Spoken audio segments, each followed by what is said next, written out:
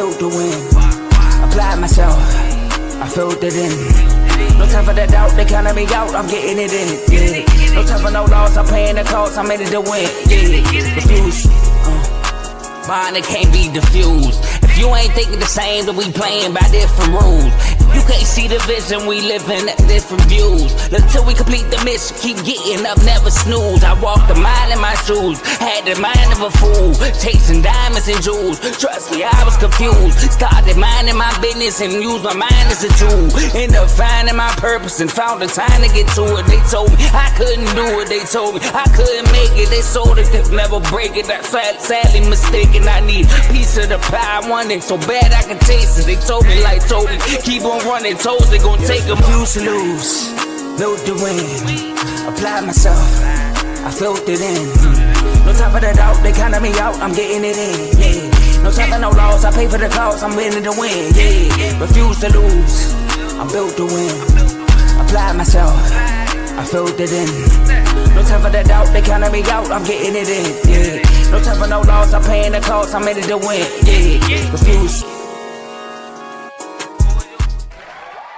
Welcome back to CTC. I'm your gracious host, Carl, and I'm back with another episode. And today we will be previewing the Big 12.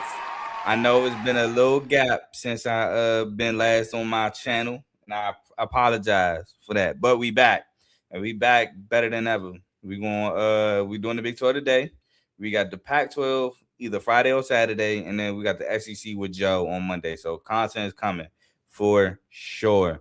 But please like, comment, share, subscribe. It helps the channel. It helps the network. It helps my channel, CTC, by way of the Refuse to Lose Network. Without further ado, we're going to hop right into it, and we're going to start with the Arizona Wildcats, man. The Arizona Wildcats, which I thought I had their banner here, but apparently I don't. That's kind of crazy. But the Arizona Wildcats, they were coming off of a 9-3, 6-3 season, very successful season. Noah Fafita, excuse me. I always mispronounce the name. I don't know if it's Fafita. I always mispronounce it. I think it's actually Fafita, but he had a very successful year. Arizona, like I said, 9-3, 6-3 in the conference, was very competitive. Now Texas Tech, BYU. The BYU game for sure was very competitive, but Texas Tech ran through the Big 12. I don't think Arizona played Texas Tech last year, but man, Arizona had a really good year. Defensively, in my opinion, was which I mean is the Big 12, so I'll be surprised. Not really, but offensively, it was solid. You had Ishmael Mahdi. They were without T-Mac last year, as he had his rookie year with the Panthers. So had some guys to try to step up, like Trey Spivey, Chris Hunter. So they had some guys step up, but ultimately, like I said, a great year. Now they did lose the Holiday Bowl to SMU, 24-19, which that was funny because SMU scored all their points in the first half, while Arizona went scoreless. And in the second half, Arizona scored 8 points while SMU went scoreless. It just ended up being that Arizona could not score enough in the second half to come back to beat SMU. But it was a very solid bowl game nonetheless. But without further ado, Arizona returns 8 starters, 5 on offense, 2 of them being offensive linemen, and 3 on defense, mainly Noah Fafita, quarterback, 275 or 428. 64.3% completion percentage, 3,228 yards, 29 touchdowns, and 6 interceptions. So very efficient year for the quarterback of Arizona, Noah. Now he also brings back Chris Hunter, a receiver with 27 catches, 372 yards, and 2 touchdowns, and Trey Spivey, 23 catches, 381 yards, and 7 touchdowns. They returned Tay Brown, linebacker, 93 total tackles, 38 solos, a sack and a half, a pass breakup, an interception, forced fumble, and a fumble recovery. They returned Chase Kennedy, a linebacker, who had 42 total tackles, 23 solos, 4 sacks, 2 forced fumbles, and a fumble recovery. Leroy Palou, D lineman, who had 28 total tackles, 10 solos, a half a sack, pass breakup, and a fumble recovery. Now, again, they did lose Ishmael Mahdi, running back, who he had 134 carries, 859 yards, 6.4 carry and 4 touchdowns. They lost their leading receiver, Chris Hudson, who had 60 catches, 764 yards, and 4 touchdowns. They lost Javin Watley, 41 catches, 490 yards, and 5 touchdowns. And hey, they lost a couple. They lost 3 safeties to the draft. So Arizona had 3 safeties get drafted, and Genesis Smith, Traden Stukes, and I forgot the last one. It's on here though. Dalton Johnson. Dalton Johnson. 2 of them got drafted to the same team, and Johnson and I think Genesis, no, and Traden Stukes, who both went to the Raiders. But they lost Dalton Johnson, who led them in tackling, 97 total tackles, 48 solos, a sack, 7 pass breakups, 4 picks, a fumble recovery, and a forced fumble. Again, going to the Raiders. They lost Max Harris, a linebacker with 78 total tackles, 39 solos, and a pass breakup. They lost Genesis Smith, a safety with 77 total tackles, 35 solos, 8 pass breakups, an interception, 2 forced fumbles, and 2 fumble recoveries. Again, going to the Chargers.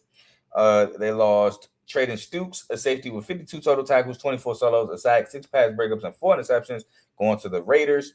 They lost Riley Wilson, a linebacker with 51 total tackles, 23 solos, 3 sacks, 4 pass breakups, and 2 picks, going to the Pats.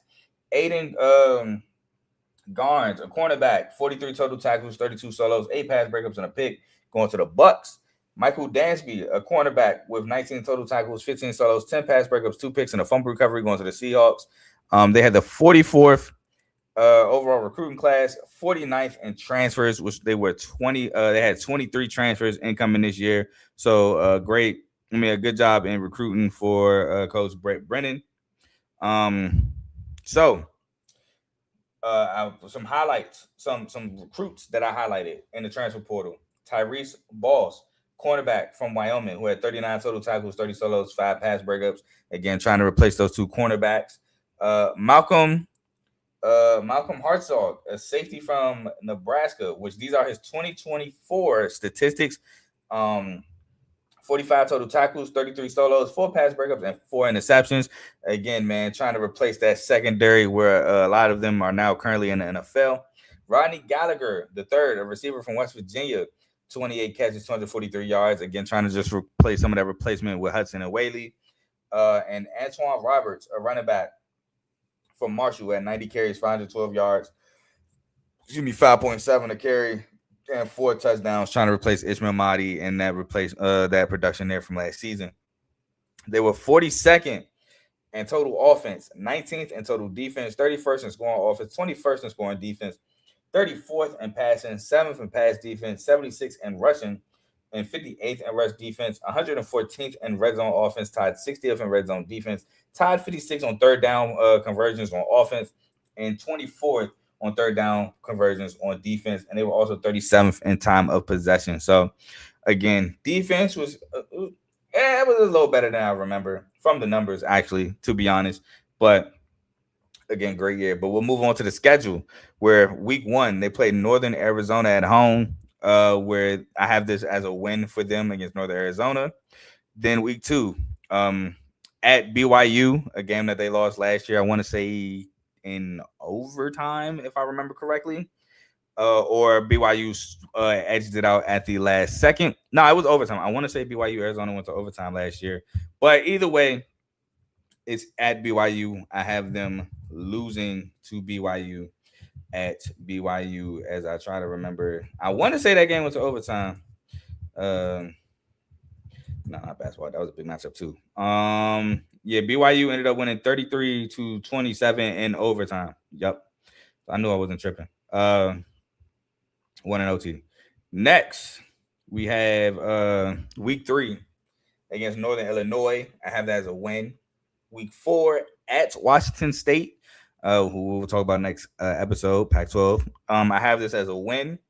Week 5, the second Big 12 opponent against Cincy at home. I have this as a win. Cincinnati was a solid team last year. I mean, we'll talk about them in a second, but I think Arizona is just going to be the better team here. Week 6 at West Virginia, I have as a win. I know they're traveling to Morgantown, Rich Rod in the second year at West Virginia, but I think Brett Brennan is building something strong here at Arizona. So I have Arizona winning week 7. Or not week 7, game 7, I should say, because I didn't write down when they had their bye weeks, but game 7 at home against Iowa State. Iowa State is without Matt Campbell. Jimmy Rogers is no slouch as a head coach. However, I do have Arizona winning this ball game as Iowa State is basically starting from ground zero, losing a ton of guys in the portal, a ton of them following Matt Campbell to Penn State. Do have Arizona winning this. Now, game 8 against Texas Tech on the road in Lubbock. I do have this as a loss. Texas Tech, I think, is really talented. I think they're a top team in the Big 12 yet again this year. And I think going into Lubbock is going to be a tough place to try and win. So I do have a loss here. Game 9 at home against TCU. I do have this as a win. TCU obviously losing Josh Hoover to Indiana. Interested to see what TCU looks like on offense this year. They lost a lot of production, which we'll get into in the TCU segment. So I have a win here. Game 10, against Utah at home. I do have this as a win. Utah has lost. How do I want to say this? Because I don't think he was the longest tenured coach in college football at the moment. Maybe he was, but I don't think so. I mean, he was there for 20 years, so it was not out of the realm of possibility. How I think he actually might have been. He actually might have been the longest tenured coach at the time before he stepped down. But anyway, they lose Whittingham, and comes Morgan Scalley, who we'll talk about later. But Utah had a ton of success last year. But if you remember the year previous to last year, previous to Jason Beck and Devin Dampier, not so much. And so without saying too much, I have Arizona winning this.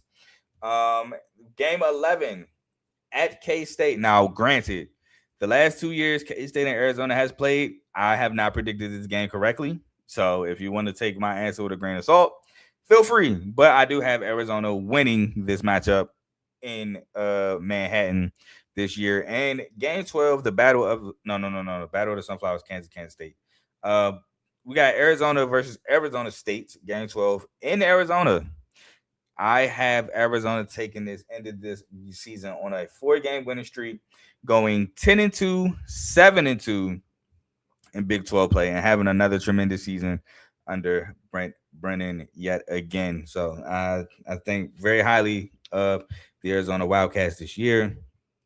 I think they're going to have another extraordinary season, again, led by quarterback Noah Fafita, who I think is one of the top quarterbacks in this conference. Some people might say he is the best quarterback in this conference. I may disagree. I mean, he actually might be, to be honest.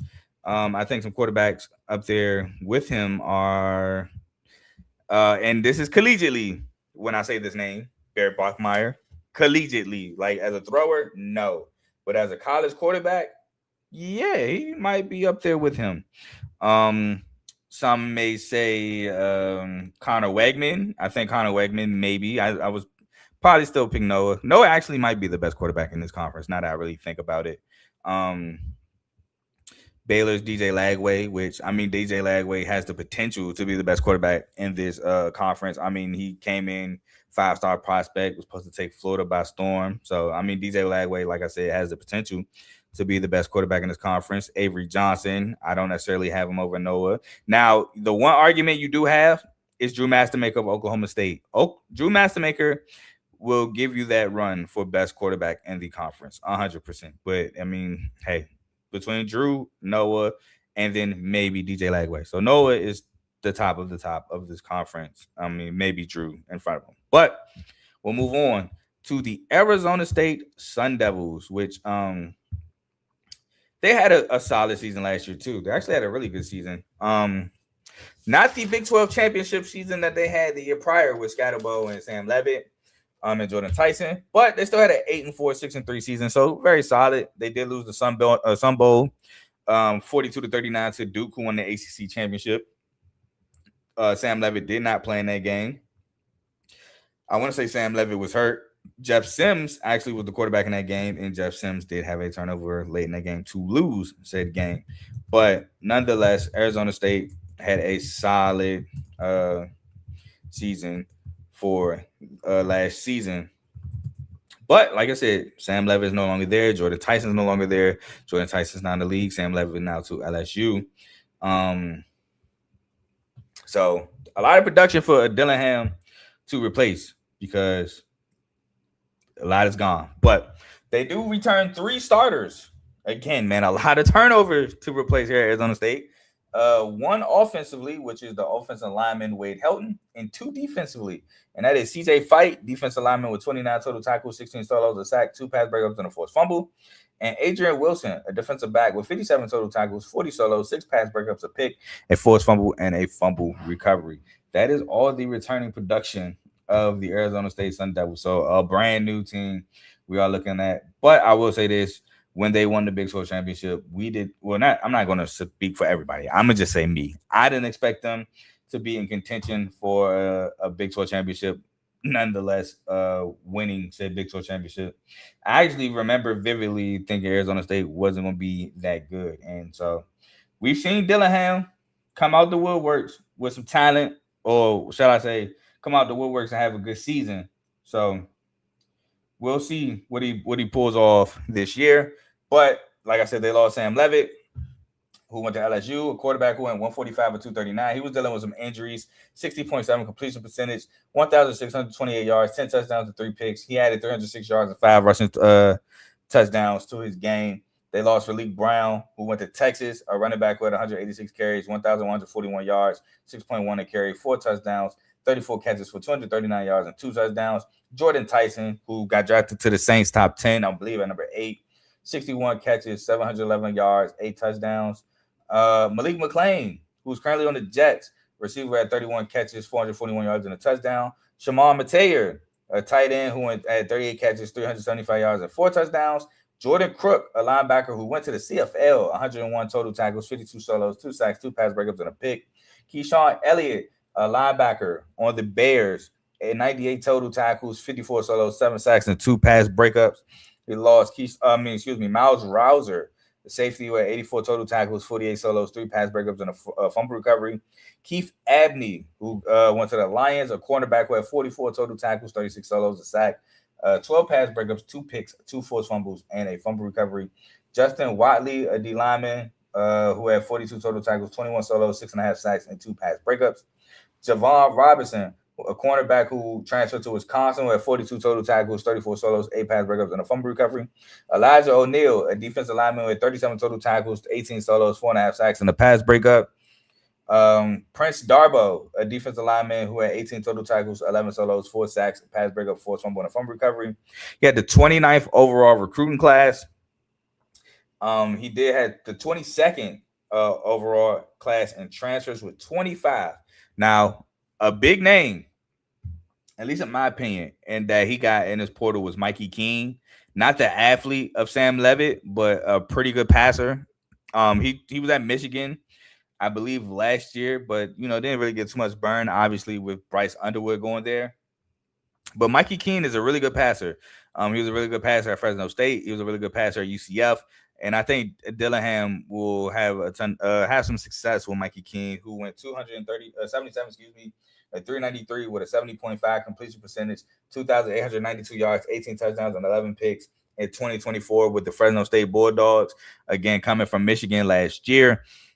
Reed Harris is a receiver from Boston College who had success with 39 catches, 673 yards, and 5 touchdowns. Now, again, this is at Boston College with Dylan Loughren, who was not necessarily the greatest quarterback in my opinion. I'm not a big fan of Dylan. Omarion Miller, this was a big get for Kenan Dillingham. I think he can be, I would say, kind of Jordan Tyson-esque. 45 catches, 808 yards, and 8 touchdowns coming from Colorado. That was a big loss for them, but a big game for Arizona State. David Abbott, a running back from Villanova, who had 125 carries, 687 yards, 8 touchdowns, and 5.5 a carry. And Ashton Stamps, a cornerback that was at LSU, who had a ton of, I don't want to say hype, because I would just say there was a ton of noise about his success at LSU before last year with Mansour Delaney. And I think if he can get back to that with Arizona State, that'd be big for this defense. He had 50 total tackles, 30 solos, and 12 pass breakups in 2024 with LSU. He was there at LSU last year, and that's ultimately where he's coming from. But not the same success as in 2024. But if he can recapture that at Arizona State, that'd be big. And Josiah McGrew, a safety from FIU who had 67 total tackles, 52 solos, 4 pass breakups, 4 interceptions, and 2 forced fumbles. Again, man, got a lot of turnover here with the only 3 starters returning. So I think ultimately he did a solid job in the portal. But 30th in total offense, 57th in total defense, tied 80th in scoring offense, 67th in scoring defense, 67th in passing, 94th in pass defense, 27th in rushing, 31st in rush defense, tied 118th on third down percentage on offense, 41st on third down percentage on defense. So not so good converting on third downs, but good at getting off the field on third downs on defense.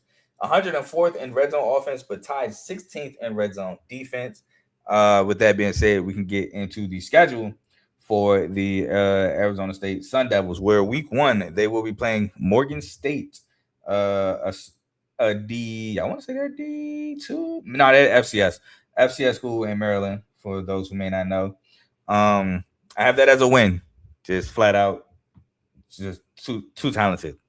No offense. Week 2, they go into Kyle Field at Texas A&M.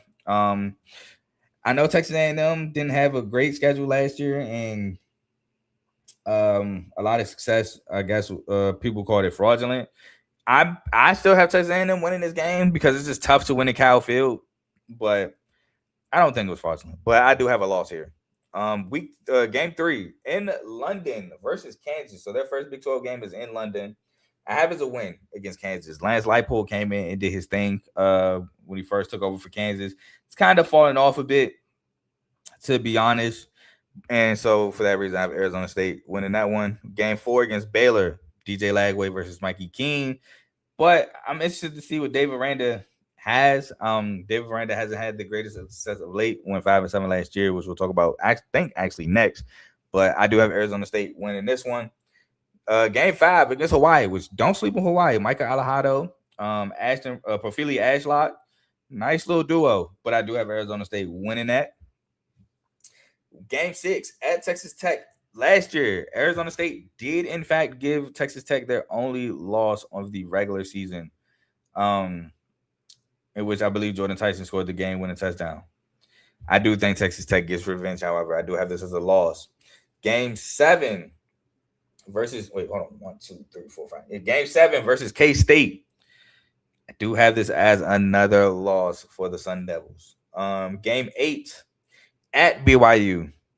I do have this as another loss for the Sun Devils, making it 3 straight losses. I do think BYU returns a ton of talent. Kalani Sitake, great head coach. Just too much, I think. Week 9 versus Colorado is where they turn it around and get a W. Week 10 at UCF. UCF is normally a tough place to play because it's because it's in Florida, the heat, humidity. But I do believe Arizona is a state that is kind of similar. So, and I mean, if I'm wrong, somebody from Arizona could let me know. But I do have them winning, being able to brave those elements. Week 11 at home against Oklahoma State. I might surprise y'all here, but I am a believer in Eric Morris. I am a believer in Drew Mastermaker and what he has brought over. I do have a loss here. In Week 12 at Arizona, as you heard in the previous segment, I do have them losing the Tutorial Cup. Territorial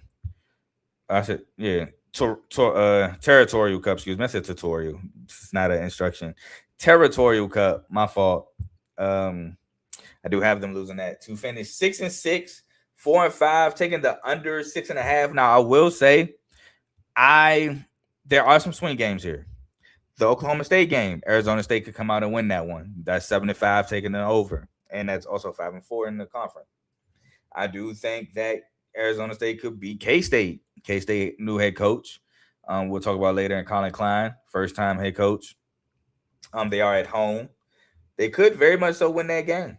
So that makes it 8-4, 6-3, just like last season, where you could take the over. So there is a play, however, where you can have the over. I have the under, but the over isn't too far out of bounds here. So I do have the under, though, based on my schedule prediction. But like I said, there are some swing games. And so I would say the ceiling is 8-4, 6-3, because I just can't. I personally don't see them being Texas A&M, Texas Tech, or BYU.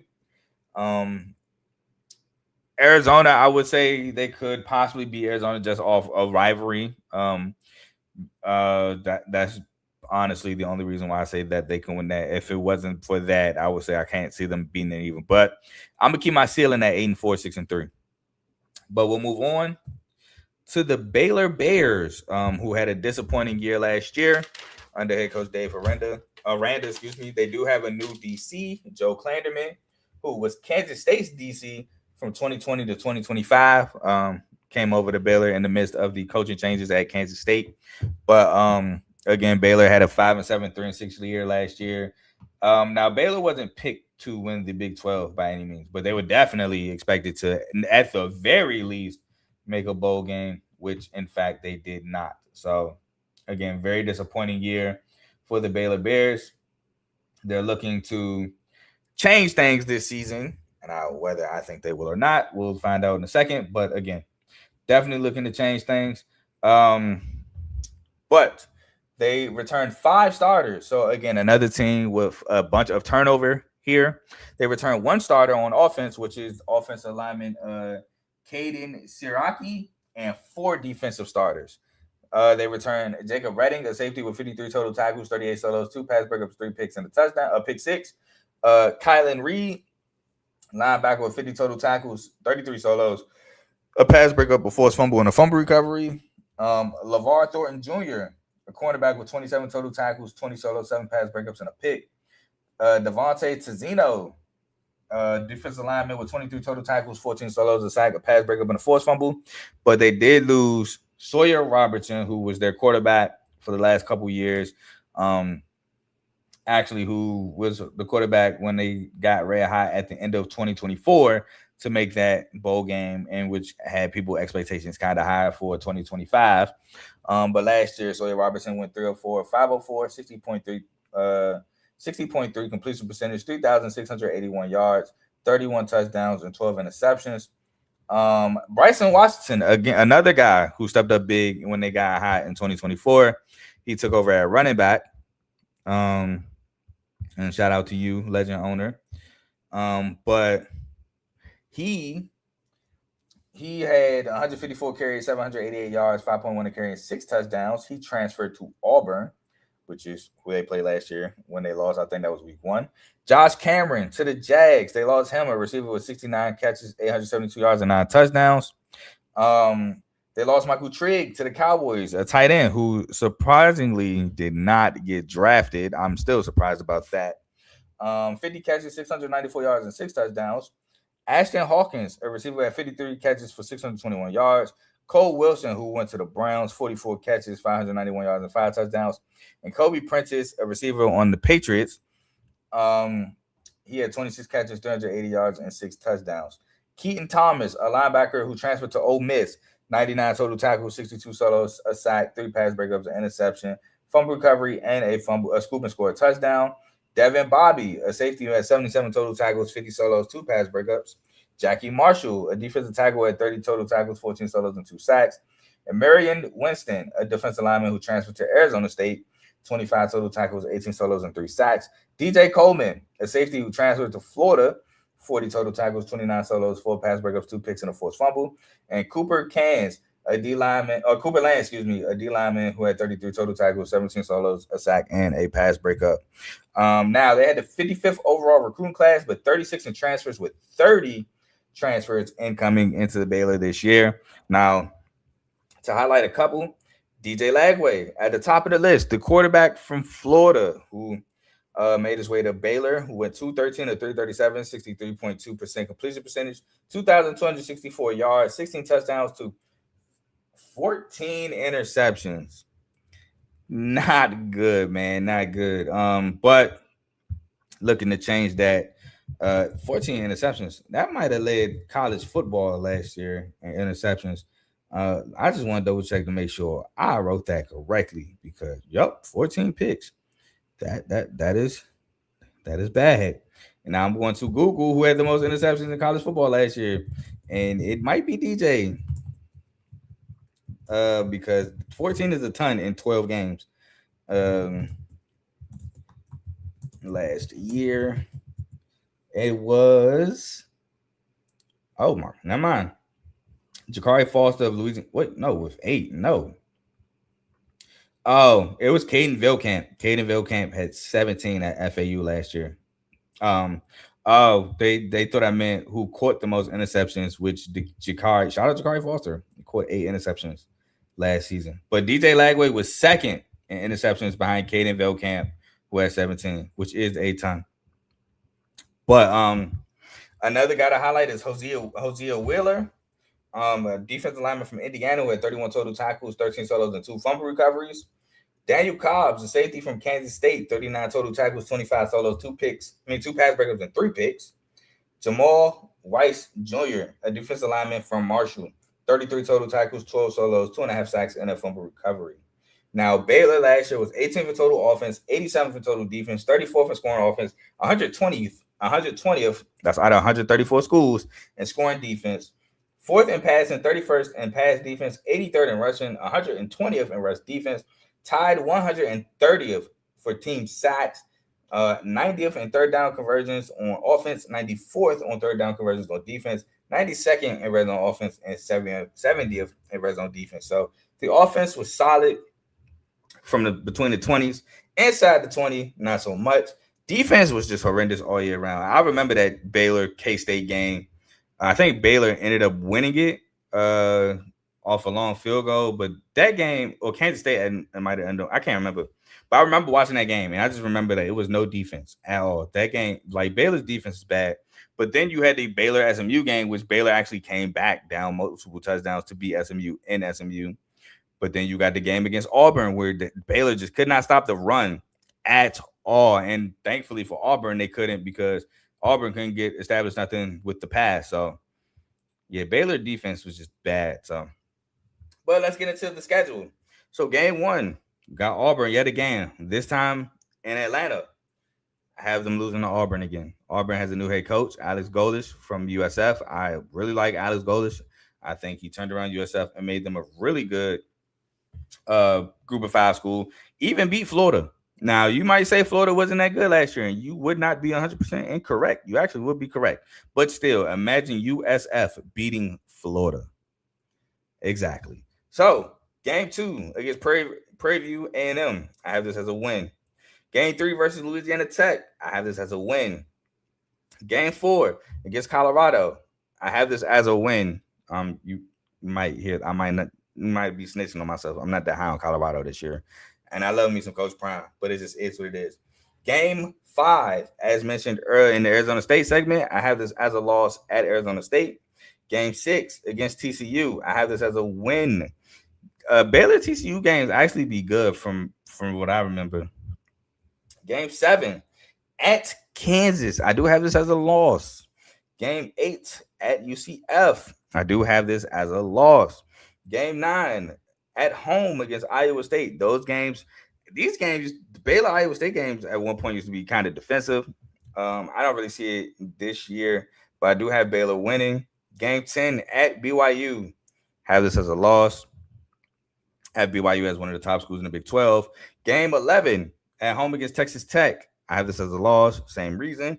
In game 12 at Houston, I have this as a loss for the same reason. To me, in my opinion, Baylor's last 3 games against BYU, Texas Tech, and Houston are against all 3 teams have the opportunity, or have not the opportunity, because everybody has the opportunity to win the Big 12, but they have a real shot at winning the Big 12. Texas Tech is the defending champs for the Big 12. BYU is a runner-up. Houston ended up winning 10 games in total last year, but 9 games in the regular season. And I think Houston has a real opportunity to win, or a real chance to win the Big 12. But yeah, just a bad last 3 games to miss a bowl. I have them finishing 5-7, 3-6 with the under 5.5. Why did I say 5.5 here? I got 6.5 written down. Let me check my phone one more time, because I got 5.5 on here, but I got 6.5 on my paper. I don't know if it changed since last, because I did this on my computer probably like a week or 2 ago, but I probably wrote it down actually around the same time, if we're being completely honest. So give me a second. I keep messing up trying to get to it. Boom, here we go. Win totals. I didn't even peep that before, and I looked over it again too. Yeah, Baylor is 6.5. Um, and so I got the under 6.5, which is actually plus money if you take the over. So if you take the over for Baylor to win 7 or more games, the books don't see it happening, but neither do I. I have the under 6.5. Now is there a swing game? Sure. Kansas, that's a swing game. They could win that in Kansas. UCF, I think they could beat UCF at UCF. Scott Frost, yeah, he's there, second year there, but I'm not super sold on UCF this year, talent wise. They got my boy Alonzo Burnett from JMU. We'll talk about it more later, but I don't think it's 100% guarantee that UCF will beat Baylor. And I even think that Baylor could probably beat Arizona State. Now, I think Arizona State got the coaching advantage, but I feel like that's not 100% either. So there's some. I count 3 swing games. 3 of my losses could flip the wins. Now, the last 3 games, BYU, Texas Tech, Houston, I have them as losses. They win those games, I would be very shocked. But the other 3 losses of Arizona State, UCF, and Kansas, they could win 1 or 2 of those. They could probably win all 3. But my final, I have them 5-7, 3-6, taking the under 6.5 win total for the Baylor Bears. And we'll move on to the Cincinnati Bearcats. No, excuse me. How did I miss BYU? We're actually not moving on to Cincinnati. We're moving on to BYU, which I don't know why that's not written down. That is weird. But we're going on to the BYU Cougars, actually, who they had a really, really good year last year, making the Big 12 championship before ultimately losing to Texas Tech, who they lost to. That's the only team they lost to. Period. Last year, the only team they lost to was Texas Tech. They beat Georgia Tech in the bowl game, in the Pop-Tart Bowl. Came back late to win that one, and they went 11-1, 8-1 in the regular season. Again, the one loss to Texas Tech. Then they lost to Texas Tech in the bowl game. Not bowl game, excuse me, in the Big 12 championship. My fault. 34-7. Yeah, and I will say this. The offense did them so bad, but that's because Texas Tech defense was really good. Texas Tech defense was phenomenal. You put Texas Tech defense, I don't want to say with Miami because I'm trying to think of a school who had a really good offense. Let's just say Houston. Houston probably wins the Big 12 and probably wins a playoff game. Or let's just say you put that defense with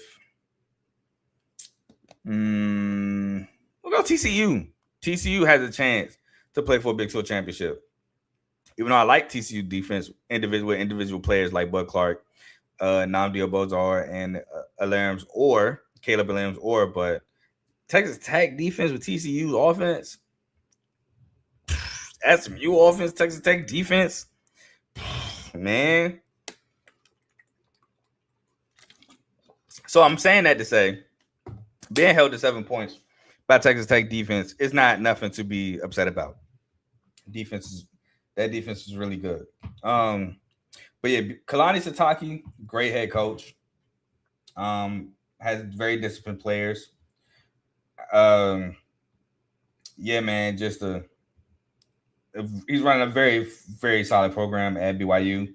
I remember when BYU upset SMU, not last year, but 2 years ago at SMU, when Preston Stone and Kevin Jennings were battling out for that starting job.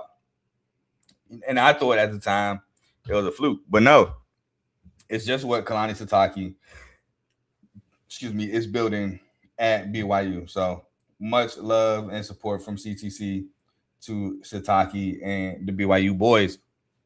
But a great season, 12 wins at BYU last year. But we have some changes at BYU. We have a new DC, Kelly Papinga. Name might sound familiar. He did play in the NFL for a short period of time, was a linebacker. He was promoted from special teams and defensive ends to defensive coordinators and inside linebackers. He's been with BYU since 2023, so promotion well earned there for Papinga. Salute to him. That's the only change we have as far as OC, higher coach, or DC. So again, salute to Papinga for that. Now, They do return 13 starters, which I want to say is like if not the most, the second most in the Big 12, maybe tied with Texas Tech, um, in terms of returning production. So a lot of the players from that runner-up team is back at BYU, and that's nothing but great for them because they know the system, they know what's expected, and they know the potential that they could play at. They could potentially reach there. They were tied with Texas Tech, with both having 13. But yeah, that is great for the BYU Cougars. Um, and then your quarterback that you return, who was a freshman last year, is Barry Balkmeyer. By the way, they returned 5 offensive starters and 8 defensive starters. Of the 5 offensive starters, 2 of them are offensive linemen. But you return Bear Bachmeyer, who I won't say is the greatest passer. He can throw the ball. I'm not going to say he's the best passer, though. He has some flaws. But, man, the name Bear suits him because the way he runs the ball, he will run through you. Now, the next level, if he so gracious to play at the next level, they might have him chill out a bit, but or he might be a Taysom Hill at the next level. Funny enough, also went to BYU, but yeah, he'll run through you for sure. They return LJ Martin, who was a one of the, I would say, a top 15 back in the country last year. 236 carries, 1,305 yards, 5.5 a carry, 12 touchdowns, 36 catches, 255 yards. Return JoJo Phillips, a receiver with 14 catches, 161 yards. Return Falatu Satuala, a defensive back with 84 total tackles, 47 solos, a sack, 4 pass breakups, 3 picks, a touchdown, and 2 forced fumbles. Isaiah Glasker, a linebacker with 67 total tackles, 36 solos, 3 sacks, a pass breakup, 2 picks, forced fumble, and 2 fumble recoveries. Saleh Asara, a linebacker, 48 total tackles, 23 solos, a sack, and a pass breakup. Evan Johnson, I love the cornerback duo that returns for the BYU Cougars, and Evan Johnson and Alexander, Therian Alexander the third. I love that cornerback duo. I feel like they really strapped last year, and I think they're going to really be on straps again this year for the BYU Cougars. Evan Johnson had 47 total tackles, 38 solos, a sack, 7 pass breakups, 5 picks, and a pick 6. While Therian Alexander had 34 total tackles, 27 solos, a sack, 5 pass breakups, and a pick. They returned Raider Demunis, 43 total tackles, 19 solos, 2 pass breakups, a pick, and a fumble recovery. Bodie Shinover at the end, who had 35 total tackles, 20 solos, 3 sacks, and 3 pass breakups. And Keanu Tanoveza, a defensive tackle, had 26 total tackles, 9 solos, 2 sacks, and 3 pass breakups. Now, they did lose Parker Kingston, who kind of had the Jake Retzlaff incident where, the code of BYU, no relations on campus. Kind of had that on campus, so he was forced to leave. Don't know where Parker Kingston is currently. I don't think he's actually allowed to transfer or something along those lines.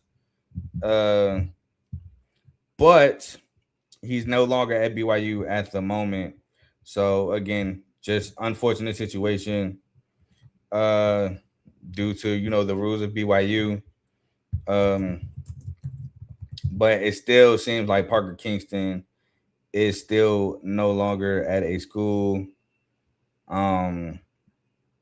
So yeah, much luck because the R charge that he did have was thrown away. Well, dismissed, we'll say. Again, I just think it was like the Jake Retzlaff situation. But if he was really, truly not guilty, good luck on finding a school because the man can ball. He's fast. He can ball for sure. He's a good receiver. So if it's not true, he'll find a good spot to land. But lost Chase Roberts, who I thought was a guy who could play at the next level. I told my brother when we was watching Chase Roberts play, he's not going to get drafted. Puka Nacua got overlooked at BYU. He got drafted in the 5th round, and Puka is one of the best receivers in the league. I'm not saying that Chase Roberts is going to be one of the best receivers in the league. That's not what I'm saying. But I think Chase Roberts is a guy who can play on Sundays. But he's currently on the Raiders. 54 catches, 802 yards, and 6 touchdowns. Carson Ryan, tight end, currently on the Browns. 45 catches, 620 yards, and 3 touchdowns. Tanner Waller, safety on the Raiders. 71 total tackles, 43 solos, 4 picks, a touchdown, and 4 fumbles. Jack Kelly, a linebacker on the Giants, 55 total tackles, 42 solos, 10 sacks, and a pass breakup, and 2 forced fumbles. And Logan Latui, DN, 50 total tackles, 26 solos, 5 pass breakups, and a pick.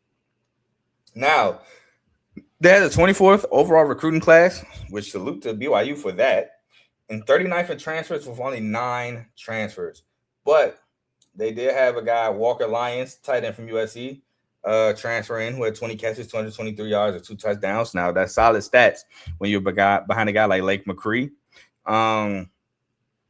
Cade Ulave, probably the best transfer they got, the linebacker from Cal, who had 97 total tackles, 42 solos, 3 sacks, and 4 pass breakups. And Javen Williams, cornerback from Mississippi State, who had 18 total tackles, 10 solos, a pass breakup, an interception, 2 forced fumbles.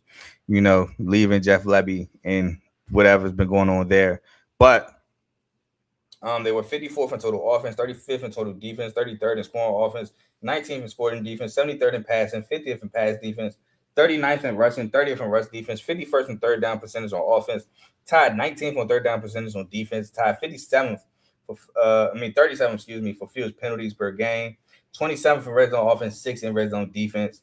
Without further ado, let's get into the schedule. Where game 1, they will be playing Utah Tech.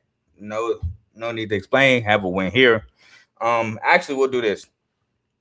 I have BYU beating everybody except Notre Dame. And that is in BYU. So I have BYU going 11-1, 9-0. They play Utah Tech, Arizona, Colorado State, at TCU, at home against Iowa State and Notre Dame, on the road against UCF, at home against Arizona State, on the road against Utah in the Holy War, at home against Baylor, on the road against Kansas, and at home against Cincy, again, where I only have them losing 1 game, and that is at Notre Dame. Now, there is a obvious swing game, in my opinion, and that is the Holy War against Utah, just because that is the Holy War, and that game, very much so a big rivalry. So that, you know how I feel about rivalry games. They could go either way. So that's why I have that as a swing game. But ultimately, I have the over 8.5 in the BYU preview. So I actually feel kind of safe about that too. Again, my only swing game is Utah. Other than that, I think BYU actually lucked up and had a very easy schedule this year. You don't play Texas Tech. You do play Arizona, which I think that's a good game. Again, last year, win the OT. But that's probably the toughest Big 12 opponent they have. You don't play Houston. Don't play Texas Tech. So, yeah, those 2 games right there would be very big tests for BYU. But again, 11-1, 9-0, taking the over 8.5. And we'll move on to now we're talking about the Cincinnati Bearcats, which they had a solid season under Brendan Sorsby. Now, you might be wondering why my name is Casino Carl. We'll say that to Texas Tech. But they went 7-5, 5-4. Last season, they did lose the Liberty Bowl to Navy 35-13. Navy just absolutely dominated them in that game. I remember coming home from playing basketball with my youngest brother. And it's just Cincinnati could not stop Navy. Couldn't do nothing with them. So unfortunate bowl loss for them. But nonetheless, a solid season, 7 wins for the Bearcats. They've returned only 5 starters, 3 on offense, all O-linemen, and 2 on defense. Now, before we get into the starters, we do have some changes with the coaching staff. We have 2 co-OCs and DCs. The first OCs is Nick Caldwell and Pete Thomas. Nick Caldwell was the offensive line coach last year. Pete Thomas was the quarterback coach last year. And we have 2 co-DCs, and Nate Woody and Courtney Braswell. Nate Woody was the DC of Army from 2020 to 2025, while Courtney Braswell did it last year. So he was the DC last year for Cincy, now splitting it with Woody. Which, by the way, Army did win the American Athletic Conference Championship in 2024 with a very solid defense there. So salute to him, bringing over some championship DNA to Cincinnati, who Cincinnati was also in the American Athletic Conference at one point before they moved to the Big 12, where they did also win their conference and actually made the playoff, funny enough, in the AAC with Sauce and Kobe Bryant, which salute Kobe Bryant, won the Jim Thorpe and is now a Super Bowl champ. So salute to that. But yeah. So some championship DNA to the Cincinnati Bearcats. But nonetheless, they return Antoine Peak Jr., a defensive back who had 60 total tackles, 27 solos, a sack, a pass breakup, 2 forced fumbles, and a fumble recovery. Jonathan Thompson, a linebacker who had 73 total tackles, 34 solos, a sack, a forced fumble, and 2 fumble recoveries. But they lost. They lost basically their whole offense. They lost Brendan Sorsby, a quarterback, who's currently, you might say, is in purgatory, for lack of a better term, because he's not on a college team. He was supposed to go to Texas Tech. He's not on a college roster. They didn't allow him to go to the supplementary draft. He's getting ready for the 2027 NFL draft. So, but he's a quarterback who went 12-7 and 336, 61.6% completion percentage, 2,800 yards, 27 touchdowns to 5 picks, 580 yards and 9 touchdowns on the ground. Tyree Walker, a running back who had 120 carries, 709 yards, 5.9 a carry, and 4 touchdowns. Evan Pryor, a running back who transferred to Florida, who had 76 carries, 522 yards, 6.9 a carry, and 3 touchdowns. Cyrus Allen, who honestly, it sucked to hear that he got hurt playing in training camp for the Chiefs. Hopefully he recovers soon. I don't remember if the injury is that bad, but he had 51 catches, 674 yards, and 13 touchdowns. Caleb Goody, a receiver who had 29 catches, 484 yards, and 2 touchdowns, currently transferred to Mizzou. Jeff Caldwell, another receiver on the Chiefs, 32 catches, 478 yards, and 6 touchdowns. Joe Royer, tight end on the Browns, 29 catches, 416 yards, and 4 touchdowns. Jake Goldie, a linebacker on the Vikings, 104 total tackles, 38 solos, 3.5 sacks, 3 pass breakups, and a forced fumble. Trevon Gola-Collar, a safety, 71 total tackles, 24 solos, and 3 pass breakups. Christian Harrison, a defensive back who transferred to Arkansas, 66 total tackles, 40 solos, 7 pass breakups, and a pick. Jack Dingle, a linebacker on the Bengals, 60 total tackles, 25 solos, and 3 sacks. Matthew McDoom, who was on the Ravens, but got cut in between me writing this up and me doing this video. But he's a cornerback who had 50 total tackles, 29 solos, 4 pass breakups, a pick, and a pick 6. Quan Sanks, a defensive back who transferred to Indiana, 50 total tackles, 26 solos, 4 pass breakups, a forced fumble with 2 fumble recoveries. And Dante Corleone, a defensive tackle, had 14 total tackles and 5 solos.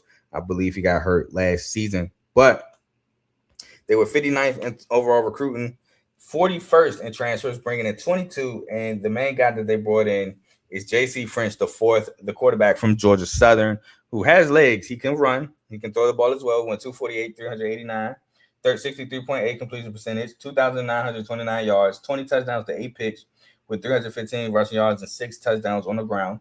Zylan Perry, a running back from Louisiana Lafayette, who had 138 carries for 689 yards, 5 a carry, and 8 touchdowns. Cade Walford, a receiver from Kent State, who had 19 catches for 509 yards and 7 touchdowns. KK Meyer, a cornerback from UTSA, who had 25 total tackles, 18 solos, and 5 pass breakups. And Jasper Beeler, a safety from Northern Illinois, who had 77 total tackles, 39 solos, a half a sack, 2 pass breakups, 3 picks, and a forced fumble. So the numbers, which defensively, well, honestly, these numbers you could take with a grain of salt because we have co-OCs and co-DCs now. But 43rd in total offense, 93rd in total defense, 43rd in scoring offense, 74th in scoring defense, 60th in passing, 69th in pass defense, 46th in rushing, 105th in rush defense, 79th in third down conversion on offense, tied 89th on third down percentage on defense, 17th in red zone offense, and 45th in red zone defense. Without further ado, we can get into the schedule where week 1, they will play Boston College, which I do have this as a win. Week 2, they will play Western Carolina FCS school. Shout out to Ron Dickens, where I do have this as a win. Week 3 versus Miami of Ohio, which was a defensive game last year. I believe the under hit because I remember, taking the under in that game. I had this as a win. This one is at home. They have 4 straight home games to start where they play Kansas State, I do have this as a loss going against Avery Johnson and his legs in that team. Game 5 against Arizona, excuse me, on the road. I have this as a loss, as I think Arizona is a top team in the Big 12. Not the top team, but a top team. Game 5 against West Virginia at West Virginia. I think this is a win, but this is a Big East, I believe, rivalry game at one point with, them basically being in each other's backyards. So I do have this as a win, but I think this will be a very competitive game. Texas Tech, I do have as a loss at home. Utah, I have as a loss at home. At Houston, I do have as a loss on the road. At Iowa State, I do have them losing to Iowa State on the road. I have them beating Colorado and senior night at home, but losing at BYU to finish 5-7, 2-7, taking the under 5.5. Now I will say a swing game is maybe Iowa State. Utah could be one too, because again, Utah is dealing with a bunch of turnover. But those are my two swing games if I had to choose. I think they could beat Utah. I think it's tough to beat Utah. Especially I think Utah is going to take on a more defensive identity with their new head coach.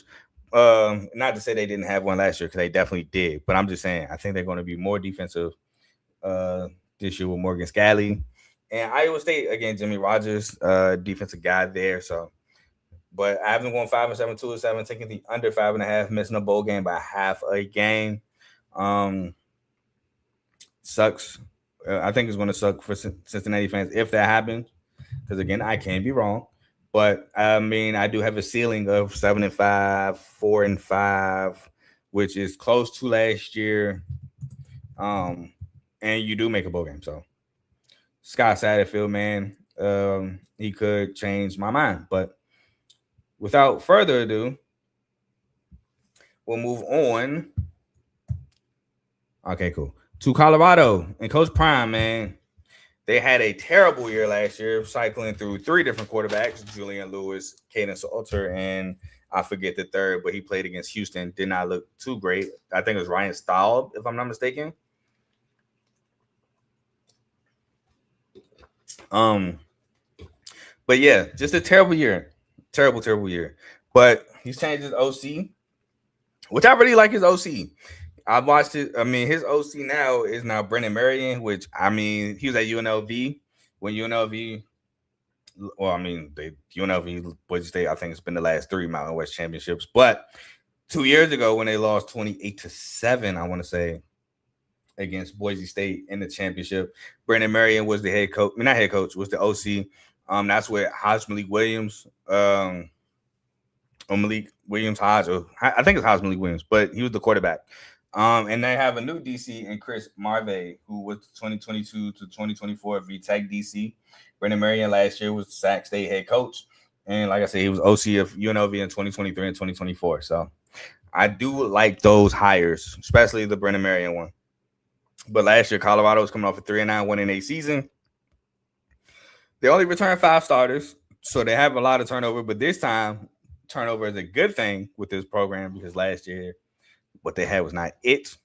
They returned 4 offensive starters, 1 O-lineman, and 1 defensive starter. They returned Michael Welch, a running back from who had 96 carries, 384 yards, 4 carry, and 4 touchdowns. Joseph Williams, a receiver who had 37 catches, 489 yards, 4 touchdowns.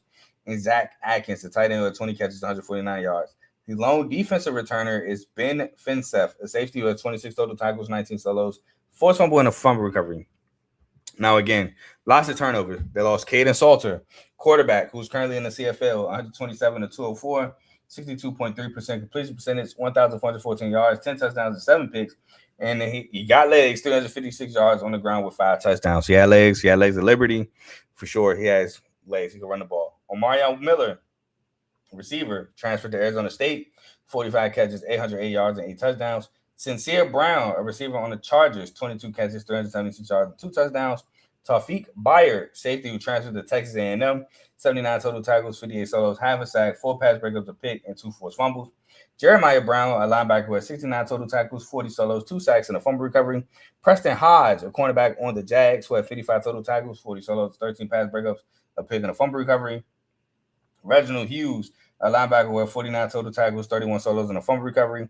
Keaton Wade, a DN who had 47 total tackles, 23 solos, 2.5 sacks, pass breakup, fumble recovery, and a forced fumble. Arden Walker, a DN who had 44 total tackles, 24 solos, 2.5 sacks, and a pass breakup, currently on the Vikings. Carter Startmeyer, a defensive back who transferred to Arkansas, who had 37 total tackles, 24 solos, 5 pass breakups, and a forced fumble. DJ McKinney, a cornerback, transferred to Notre Dame, 34 total tackles, 27 solos, 5 pass breakups, and a pick. And Martavius French, a linebacker who had 30 total tackles, 18 solos, a sack, and 2 fumble recoveries. They had the 52nd, overall recruiting class, 2030 in transfers with 43 total transfers. Y'all know Dion likes to bring in a ton of transfers. Something he's been doing since he started at Colorado. Nothing new there. Some I have highlighted are DeAndre Moore Jr., the receiver from Texas, 38 catches, 532 yards, and 4 touchdowns. Boo Carter, a safety from Tennessee, 25 total tackles, 16 solos, a sack, 3 pass breakups, a pick, and 3 forced fumbles. Cam Perry, a receiver from Miami of Ohio. I think this is a big get. 43 total catches, 976 yards, and 6 touchdowns. Danny Scudero, receiver from San Jose State, 88 catches, 1,297 yards, 10 touchdowns. And Leona Lafu, linebacker from Texas, 68 total tackles, 26 solos, a sack, 3 pass breakups, and a fumble recovery coming from Texas. Now, again, new coordinators, so y'all can take these numbers with a grain of salt. But 112 for total offense, 121st for total defense, 114th for scoring offense, 111th for scoring defense, 93rd in passing, 41st in pass defense, tied 103rd in rushing, 133rd in rush defense, 84th on third down conversion on offense, and 34th on third down conversion percentage on defense. Horrendous numbers, but new coordinator, so hopefully that changes. We can hop into the schedule where if game 1, which was a very tough game, but now they're at Georgia Tech. I still have them losing to Georgia Tech. I think, honestly, and I love you, Coach Prime, but I do think that Georgia Tech has the coaching advantage in this ball game. So I do have them losing to Georgia Tech. Game 2 against Weber State, I do have them beating Weber State. Game 3 at Northwestern, I do have them losing to Northwestern. Game 4 at Baylor, I do have them losing to Baylor. Game 5 at home against Texas Tech, I do have them losing to Texas Tech. Game 6 at home against Utah. Tough schedule so far. I do have them losing to Utah. Game 7 at Oklahoma State. Because it's at Oklahoma State, I have them losing. If it was in Colorado, I might have took Colorado. But at Oklahoma State, I'm taking Oklahoma State. Game 8 at home against Kansas State. I am taking them to finally get out this losing streak and finally beating Kansas State. I do have a win here. Game 9 at Arizona State, I do have this as a loss. Game 10 at home against Houston, I do have Houston coming in there and beating them. Week 11 at Cincinnati, I do have them losing, but I have them winning week 12 and finishing the season with a W. So, unfortunately, even with that W, I do have them going 3-9, 1-8, and like last season, taking the under 4.5 win total. Colorado, I do think Julian Lewis will have a ton of weapons to play with. In Scudero, Cam Perry, and DeAndre Moore. However, I'm not too sure about Colorado defensively. I'm not too sure about Colorado in the trenches. They lost Jordan Seaton, who went to LSU. That was their big get at left tackle. I'm not sure about Colorado at the quarterback position. I know Julian Lewis is supposed to be a big-time 5-star recruit, but not all big-time 5-star recruits pan out. So not really too sure about him. So love Brandon Marion as an OC. Love the weapons he has to throw the ball to. Not too sure about him in general. So, but yeah, Colorado, man, unfortunately another down year for Dion. And I think Coach Prime might be on a super hot seat after these last 2 seasons that he has had. And hopefully he can turn it around. But we're going to move on to Houston. You see I'm wearing the Houston shirt. I am not a Houston fan. Should have probably led the program with that, but I am not a Houston fan. I am wearing a team of each conference preview I do. So you will see me in a Pac-12 team this Friday or Saturday. But let's talk the Houston Cougars, who had a great season last year. Finished the regular season 9-3, 6-3. Now they did lose that crazy West Virginia game. That game was filthy. I'm still confused on how they lost that game. Now I get they played very sloppy in that game, and they kind of deserved to lose, but they shouldn't have lost. Um, and it is what it is. But they did lose. So like I said, it is what it is. But yeah, very ugly game, but a great season. Ultimately, with 10 total wins on the year, with a win in the Texas Bowl against LSU. Um, so salute to them for that. Great year, and I'm a big Willie Fritz head coach guy. He was one of the two names I wanted from Michigan State. So I'm happy to see that he is thriving. Excuse me, at the University of Houston. He's recently come out and said that he's come to Houston to potentially. I want to say he came out to say to potentially win a national championship. I want to say that's what he said, but I mean, I'm gonna just leave it at he said that he came out and wanted to win a conference championship. But let's see. And I mean, shoot, I want Houston to win in '82, not in football though, but in basketball. Yeah, he said the primary reason for leaving Tulane for Cougars was to chase a national championship, noting that the growing resource gap between Power 4 and Group of 6 programs made it necessary. So, yeah, he said national championship. I was trying to give him the benefit of the doubt, but no. And I was talking about Kelvin Sampson for those who don't know. But anyway, when I was talking about basketball, I do want Kelvin Sampson to win one before he retires. But anyway, they returned 12 starters, so not tied for the most, but one below. Again, tied for the most would be BYU and Texas Tech with 13. They returned 6 on offense and 6 on defense. They returned, 2 O linemen on the offensive end. So they returned a lot of production at Houston, which is very good because they were a very good team last year. Now, unfortunately for them, the two teams that were the top of the top in the Big 12 return more than them. So that's just very unfortunate. But nonetheless, they return a lot. Yeah, this threw me off because Houston, I looked at my notes or when I was doing my research, it says 7-6 right here. But I think it was just a typo. Because it's 6-6. It was just a typo. But anyway, they returned Connor Wegman, who had a really good year last year for Houston. Connor Wegman went 232 of 356, 65.2% completion percentage, 2,705 yards, 25 touchdowns to 9 picks, but also had 700 rushing yards and 11 rushing touchdowns. Return Amari Thomas, who's a big return for Houston. Let me tell you, probably one of the top receivers in the Big 12 now, and some good ones. Like I said, Amari Thomas, Arizona State, DeAndre Moore, Colorado. I think Coy Egan is the one that returns to Texas Tech.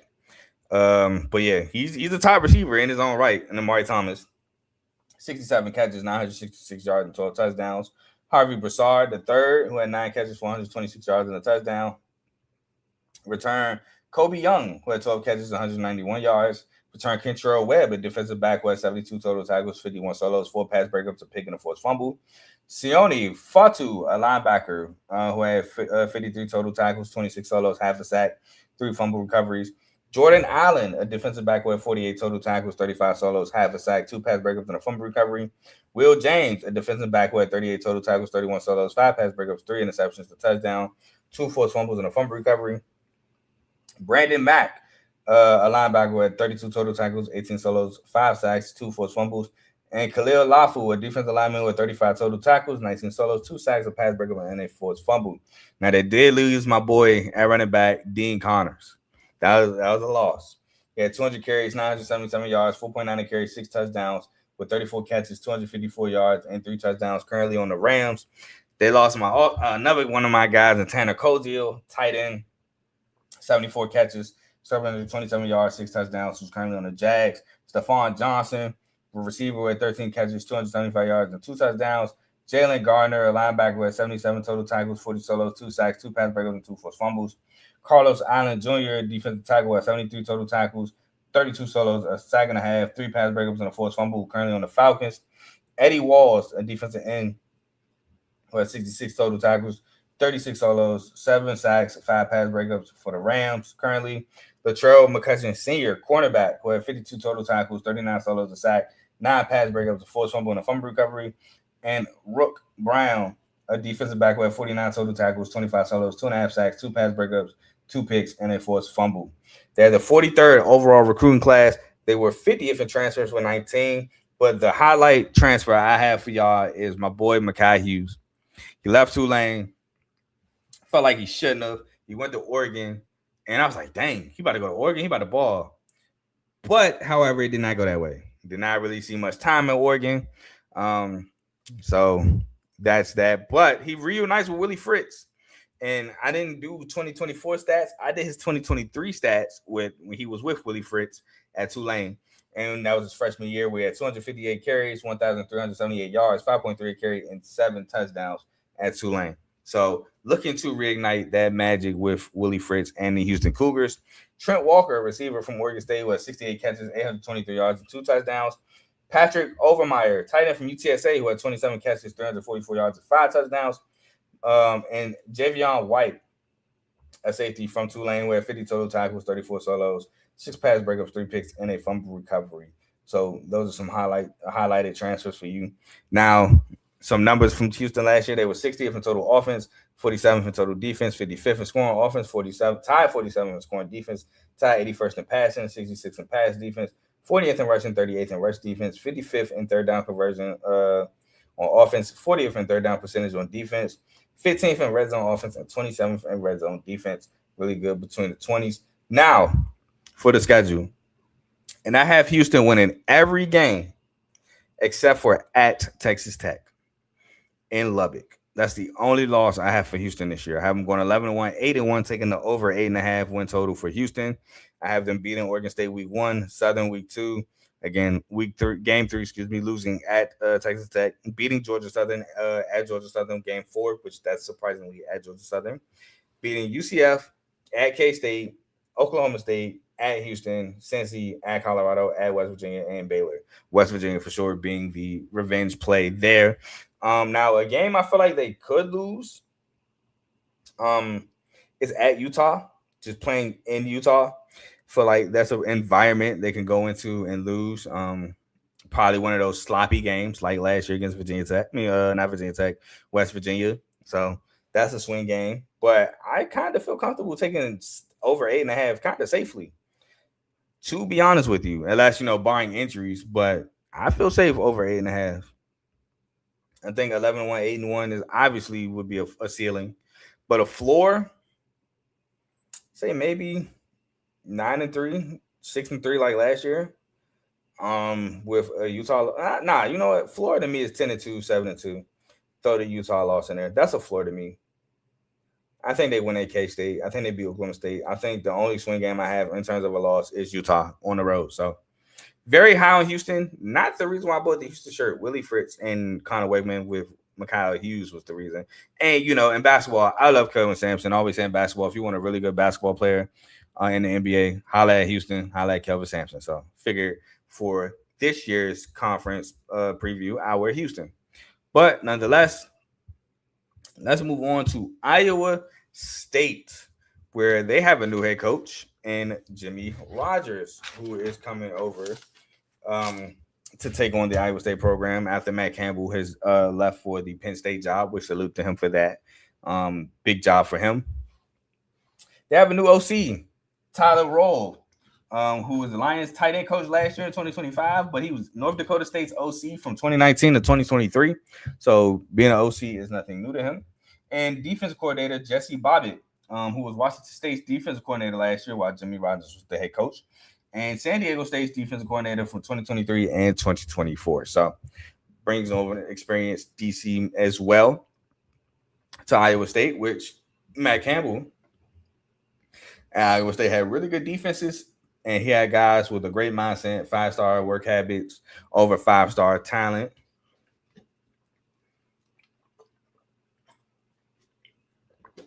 Wanted to build that mindset that no matter what stars you are, whether you're a 1-star, no star, 2-star, 3-star, it don't matter. You got to work. If you don't work, you don't have success. So Now Jimmy Rogers is looking to take over that program. Throat getting dry, but they're coming off an 8-4, 5-4 season, which was a really, honestly, and you might say 8-4, 5-4 is not great. And under normal circumstances, you would be correct. But Iowa State dealt with a ton, and I do mean a ton of injuries last year, which to why I feel like 8-4, 5-4 was a great season for Iowa State last year. You immediately lose your best defensive player out for the year. I want to say they lost him either Farmageddon week 1 or week 2, but you immediately lose Jeremiah Cooper for the rest of the year. Big Citrus goes down. Like, it was just a bad year for Iowa State.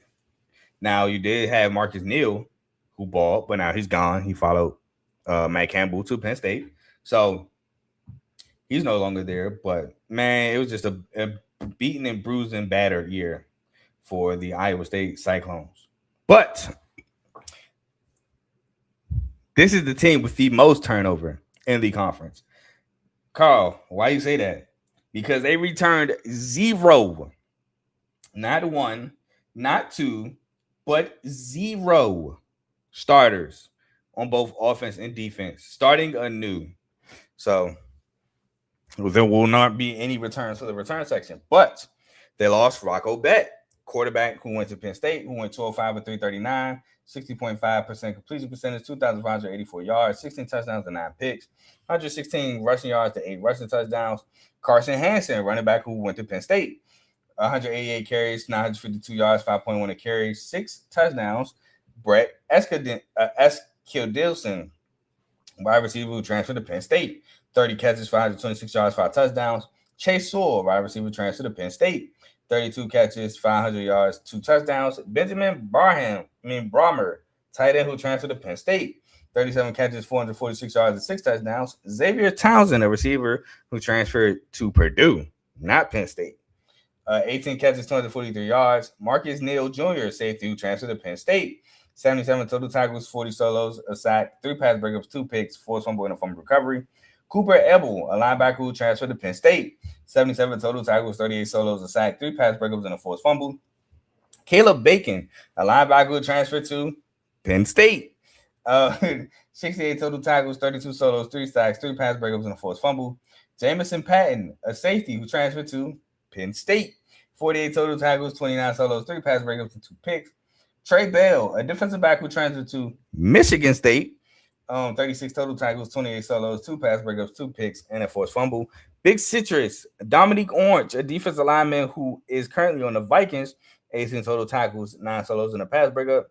Tashawn James, a defensive back who transferred to UCLA, 33 total tackles, 20 solos, 5 pass breakups, and a fumble recovery. And Jeremiah Cooper, a defensive back who transferred to Penn State, cornerback who may be moving back to safety. Well, not moving back to safety, but he may be moving to safety, but he could play cornerback, safety, whatever. 9 total tackles, 6 solos, 3 pass breakups, and a pick. Again, got hurt for the rest of the year last year early. They had the 62nd overall recruiting class, 67th in transfers, bringing in 48 transfers, which I believe is the most in the Big 12. Now, I have highlighted Jalen Rayner, quarterback from Arkansas State, because that's who I think will start at quarterback. 333 of 501, 66.5 completion percentage, 3,361 yards, 19 touchdowns to 11 interceptions. But he also had 423 rushing yards and 7 rushing touchdowns on the ground coming out of Arkansas State. Man's a baller, can run. I watched him against Southern Miss. They lost, but he almost led the comeback. I also watched him lose to ULM, I think, last year. Yeah, I want to say he lost to ULM last year. So, well, not him, but his team lost to ULM last season. So, but I did watch him a couple games. Very impressed with him there. I think Jimmy Rogers is going to have a good time with him at quarterback. Amari Hayes, a receiver from Tulane who had 39 catches, 550 yards, and a touchdown. Malcolm Jones, a safety from Jack State who had 55 total tackles, 34 solos, 3 sacks, 2 forced fumbles, and a fumble recovery. Braden Isles, a safety from Toledo who had 52 total tackles, 30 solos, a half a sack, 4 pass breakups, 5 picks, and a forced fumble. And Tyler Fortenberry, You got to have some continuity with your quarterback. A tight end from Arkansas State with 32 total catches, 294 yards, and 2 touchdowns. And Isaac Terrell, an edge from Washington State, coming over with his head coach Jimmy Rogers and DC, who had 28 total tackles, 15 solos, 7 sacks, a pass breakup, and a forced fumble. They had more guys come from Washington State, but not more so productive, so I didn't really list them. If you're wondering, me, I'm a guy who likes production. So, yeah, you might bring over a bunch of recruits from, let's just say, Georgia, Bama, but they didn't really play. I'm not going to highlight it because, yeah, they were good enough out of high school or whatever to get there, but they weren't on the field. Now, they could have had an upperclassman in front of them, might not have been good enough. Who knows? But just because you went to those schools don't mean that you 100% of that caliber. Some guys get recruited based off traits. Like, yeah, he's really fast and he's tall. If we can get him with us, we can get him. We can teach him some things, and maybe they weren't coachable. Maybe they fell out of favor with coaches. Maybe they realized it's just traits and nothing more. Whatever the case may be. So I like production. So that's just my little mini rant of why I may not, and not to say that had anything to do with this school in particular, but just my little mini rant. But anyway, some numbers, which again, take the numbers with a grain of salt because we have a whole new coaching staff. 59th in total offense, 54th in total defense, 69th in scoring offense, 26th in scoring defense, 72nd, in passing offense, 65th in passing defense, 49th in rushing, 50th in rush defense, 67th in third down conversion percentage, 62nd in third down conversion percentage on defense, 83rd in red zone offense, and tied 60th in red zone defense. Now, for the schedule, where week 1 they play Seymour State. I have this as a win. The Cyhawk game against Iowa. At Iowa, I do have this as a loss. Bowling Green, game 3, I have as a win. Utah, at home, game 4, I have as a win. West Virginia, game 5, at home, I have as a win. Game 6, at BYU, I have as a loss. Game 7, at Arizona, I have as a loss. Game 8, at home against Oklahoma State, I have as a win. Game 9, at Baylor, I have as a loss. Game 10 at home against Cincy, I have as a win. Game 11 at UCF, I have as a loss. And game 12 at home against K-State, Farmageddon, I do have as a win. So I just realized I have Iowa State going defeated on the road, not winning one road game. But could swing, because I can definitely see them being UCF. Again, not too high on UCF at all.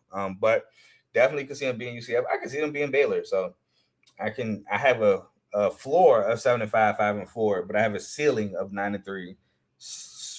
I guess 7-2. Because I have them losing the Cyhawk game, so 9-3, 7-2. But either way, I'm probably taking this on, gambling sites, on FanDuel. I'm probably taking this over 4.5. I think that's a lock. I'm taking this over 4.5 for sure. But we'll move on to Kansas and Coach Lance Leipold. Like I said, he came in early, went undefeated, not throughout the entirety of the season, but at one point had college game day in Lawrence, Kansas. It was fun. Great season. Season's kind of been trickling down since. Last year, coming off a 5-7, 3-6 season, didn't make a bowl game. I want to say the year before, they also didn't make a bowl game. I want to say the year before, they went like 4-8, if I'm not mistaken. So yeah, man, Lance Leipold started off hot, has cooled off a bunch, and to be honest, without giving too much of my thoughts on this upcoming season, I'm gonna say I don't really see too much of a change. That's just me though. 2024, he went 5-7, 4-5. So not 4-8, like I really said, but still did not make a bowl game the last 2 seasons. In 2023, I want to say 23, he won like 8 games. He went 8-4 in 2023. So very respectable year, and he won a bowl game. And I believe in 2022 was when he when he first started and went 6-6. So yeah, made a bowl game. So again, man, just started off good. Just have not been there since. Uh, and missed the first 2 years, made a bowl game. Last two have not. But looking to change that. I don't know if he will. We'll talk about that later. They returned 6 starters, 2 on offense, both being O linemen, 4 on defense. They returned Trey Latham, a linebacker, with 86 total tackles, 51 solos, a sack and a half, 5 pass breakers, a pick, and a forced fumble, and 2 fumble recoveries. Austin Alexander, cornerback, with 46 total tackles, 34 solos, 2 pass breakups, a fumble recovery, and a fumble touchdown. Scuba score, basically. Jalen Todd, a cornerback with 44 total tackles, 30 solos, 2 sacks, 4 pass breakups, and a forced fumble. And Taylor Davis, a safety who had 41 total tackles, 29 solos, a pass breakup, and a pick. They lost Jalen Daniels, who was out of college. He went 198 at 319, 62.1 completion percentage, 2,531 yards, 22 touchdowns and 7 picks, 404 yards, and 4 touchdowns on the ground. He's currently on the Bucks. Daniel Highshaw, a running back, with 124 carries, 584 yards, 4.7 a carry, and 5 touchdowns. Deshaun Williams, a running back with 97 carries, 560 yards, 5.8 a carry, and 7 touchdowns. Emmanuel Henderson, a receiver who's currently on the Seahawks, 45 catches, 766 yards, 5 touchdowns. Bowden Groin, a tight end with 36 catches, 450 yards, and 5 touchdowns. Lyric Rawls, safety, transferred to Arizona State, 72 total tackles, 56 solos, 7 pass breakers when a pick. Excuse me. Bengali Kamara, an edge on the Vikings, 54 total tackles, 35 solos, a sack and a half, 4 pass breakers, and a forced fumble. Tommy Dunn Jr., currently on the Cowboys, a defensive tackle with 26 total tackles, 13 solos, 2.5 sacks, and a pass breakup. DJ Withers, a defensive tackle on the Cowboys, 16 total tackles, 5 solos, 2.5 sacks. Keenan Caldwell, a defensive lineman who had 19 total tackles, 12 solos, a sack, and a fumble recovery. Dean Miller, a defensive end who had 29 total tackles, 14 solos, and a sack. Justice Finley, a defensive end who had 27 total tackles, 13 solos, a sack and a half, and a forced fumble. They had the 64th overall recruiting class, 53rd in transfers with 31 incoming transfers, namely being Dylan Edwards, who came from the rival school, Kansas State, a running back who had 34 carries, 205 yards, 6 a carry, and 2 touchdowns. Chase Jenkins, who I think will be the quarterback because he has legs, he can move, he can throw. Quarterback from Rice, 119 of 172, 69.2% completion percentage, 1,025 yards and 9 touchdowns to 2 picks, 531 yards on the ground with 5 touchdowns. Roman Pearson, a cornerback from Ball State, 27 total tackles, 21 solos, 4 pass breakups, and a pick. Nick McMillan, big get from Buffalo, 62 catches, 981 yards, and 3 touchdowns. And Iman Smalls, a D tackle from UAB, 50 total tackles, 24 solos, and a sack. And Yassine Willis, running back from Syracuse, who had 129 carries, 558 yards, and 4 touchdowns. So here's some numbers from Kansas last year. There were 66 in total offense, 85th in total defense, 62nd in scoring offense, 80th in scoring defense, 70th in passing, 57th in pass defense, 56th in rushing, 95th in rush defense, 83rd in third down percentage on offense, 88th in third down percentage on defense, 125th in red zone offense, and 100th in red zone defense. Not good from 20 to 20. After, they're really good in between the 20s, not good inside the 20s. Schedule. So first game is against LIU Sharks. I do have this as a win. Game 2 is against Mizzou. I do have this as a loss to Missouri, one of the more talented teams in the SEC of late. And they've been winning games. Now, they ain't been the cream of the crop in the SEC. I'm not saying that. They had 10 wins not too long ago with Brady Cook, but they've been better than Kansas. Arizona State in England. In London, I do have this as a loss. Middle Tennessee State, I do have this as a win. I do have them then losing at Utah, losing at K-State in the Battle of the Sunflower, beating Baylor at home, losing to TCU on the road, beating UCF at home, which I had scribbled out 2 other times. I had them winning, then I had them losing, then I ultimately had them winning. Losing at West Virginia, losing at home against BYU, and losing at Oklahoma State. Again, I have them losing every road game this year. But I have Kansas finishing 4-8, 2-7. Again, man, I think Lance Leipold started off hot, but since has had his work cut out for him at Kansas. Not necessarily the easiest place to how do I say this? Not the easiest place to continue a winning tradition. They're probably, will I say historically the worst Big 12 school of the Big 12 schools? I don't know if I will say that, but they're not necessarily a successful Big 12 football school. Obviously, Kansas is a basketball school. So I will say though, some swing games. West Virginia, I feel like it's a swing game, could go either way. Battle of the Sunflower, K-State, rivalry game for sure, be a swing game. I even think low key TCU is a game that they can go into TCU and win that one. So 4-8, 2-7 is for sure the floor. Not changing that. I'm gonna say honestly, their ceiling is 6-6 though. 6-6, 4-5, and making a bowl game. Not gonna go to 7-5 route. I'll say 6-6. That is their ceiling, in my opinion, and they make a bowl. Either way, it is under the 6.5 win total that I have on the computer. Just double checking. Just double checking on the duel. Let's see. Yep, 6.5. Which is also plus money. So FanDuel agrees taking the under. But we'll move on from Kansas to their rival, Kansas State, where Kansas State actually, I think, had a solid year last year. Yeah, I mean, let me not say solid, because I would have said solid at first, but then I had to remember the expectations that they had. I'm not going to say failure because they made a bowl game. They just chose not to play in one. And I don't even know the reason why they didn't play in one, because they didn't have the Iowa State problem with injuries and their coach leaving. I just think they just chose not to play. I don't know. I don't know if the coach left after, which, I mean, they could have had an interim head coach them for a bowl game, or I knew they was going to Colin, so they could have had Colin coach them.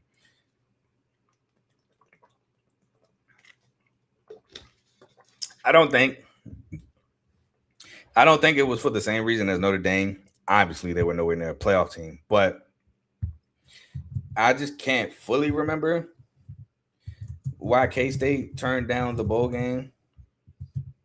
Somebody Google it real quick. The AD cited the sudden because it was a sudden retirement of Chris. That's BS. To be honest, it was. They said because of the sudden retirement of Chris Kleiman, you could have had an interim head coach. You could have had an OC coach them. It's BS.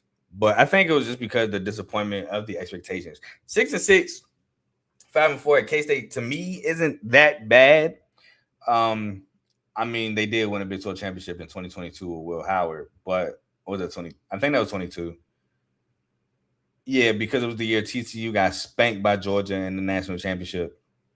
They did do that, but that was 3 years ago, and it's not like something K-State consistently does. So I feel like a bowl game is solid, but again, they had some higher expectations, which I don't want to make it seem like that season was a failure, but it was below expectations. I'll say that. They went 6-6, 5-4. They dropped some games. I know they dropped the Arizona game. For one, Farmageddon was a game they were favored to win in, but Iowa State took that one in Dublin. So yeah, just lost some games, but they bounced back a little later in the year. They returned 9 starters, 6 on offense, 1 on lineman, 3 on defense, namely Avery Johnson, the quarterback. He returns 204 of 341, 59.8 completion percentage, 2,385 yards, 18 touchdowns and 6 picks. And he had 477 yards and 8 rushing touchdowns. Excuse me, to add to that. I will say that I forgot to mention this.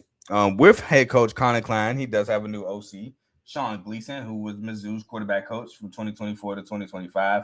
And he has a new DC in Jordan Peterson, who was Texas A&M's co-DC / linebacker coach in 2024 and 2025. So definitely has a good DC. OC to be determined, but I mean, Colin Klein is also a quarterback. Was a very highly touted quarterback while at K-State. I believe he was All Big 12. I want to say second team All Big 12 while at K-State. But so him and the OC, they'll get together and dial it up for Avery Johnson. But they also returned Joe Jackson, who was a big reason why Dylan Edwards left And for the Kansas, for Kansas, excuse me, Joe Jackson, the running back, who had 169 carries, 911 yards, 5.4 carry, and 8 touchdowns. Jerron Tibbs, a receiver who had 47 catches, 595 yards, and 3 touchdowns. Garrett Oakley, a tight end, who's my guy. I like Garrett Oakley a ton. I feel like Garrett Oakley is a guy who can make an impact on Sundays. 38 catches, 389 yards, and 6 touchdowns. And Will Ancio, a tight end who has 6 catches, 45 yards, and a touchdown. Return Wesley Fair, defensive back, who had 36 total tackles, 24 solos, 3 pass breakups, a fumble recovery, and a scoop and score. Donovan McIntosh, a defensive back, who had 33 total tackles, 26 solos, 4 pass breakups, and a pick. And Zashawn Rich, the defensive back, who had 57 total tackles, 46 solos, a sack, 10 pass breakups, and a pick. Now, this was a big loss. And shout out to him. He went to LSU. Hopefully he prospers with Sam Levitt, but they did lose Jace Brown, a receiver who had 41 catches, 712 yards, and 5 touchdowns. Desmond Purnell, a linebacker who had 72 total tackles, 51 solos is getting late. 51 solos, 3.5 sacks, 4 pass breakups, 2 interceptions, a touchdown, and a forced fumble. Austin Romaine, who transferred to Texas Tech. Big transfer because he was big for K-State. 66 total tackles, 41 solos, half a sack, 2 pass breakups, interception, and fumble recovery. VJ Payne, a safety for the Jets, 59 total tackles, 40 solos, 3 pass breakups, interception, and 2 forced fumbles.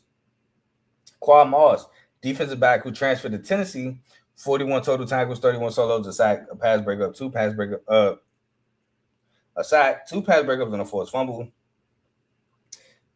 Toby Asunsami, defensive lineman who transferred to Indiana, 20 total tackles, 14 solos, 4 sacks, and a fumble recovery. Chidi Obizior, a defensive lineman who transferred to Indiana, 28 total tackles, 17 solos, 2 sacks, pass breakup, and a fumble recovery. Cody Stufflebean, a defensive end who had 22 total tackles, 16 solos, 4.5 sacks, 2 forced fumbles, and a fumble recovery. And Gunnar Maldonado, a safety who had 39 total tackles, 29 solos, 2 pass breakups, and 2 picks.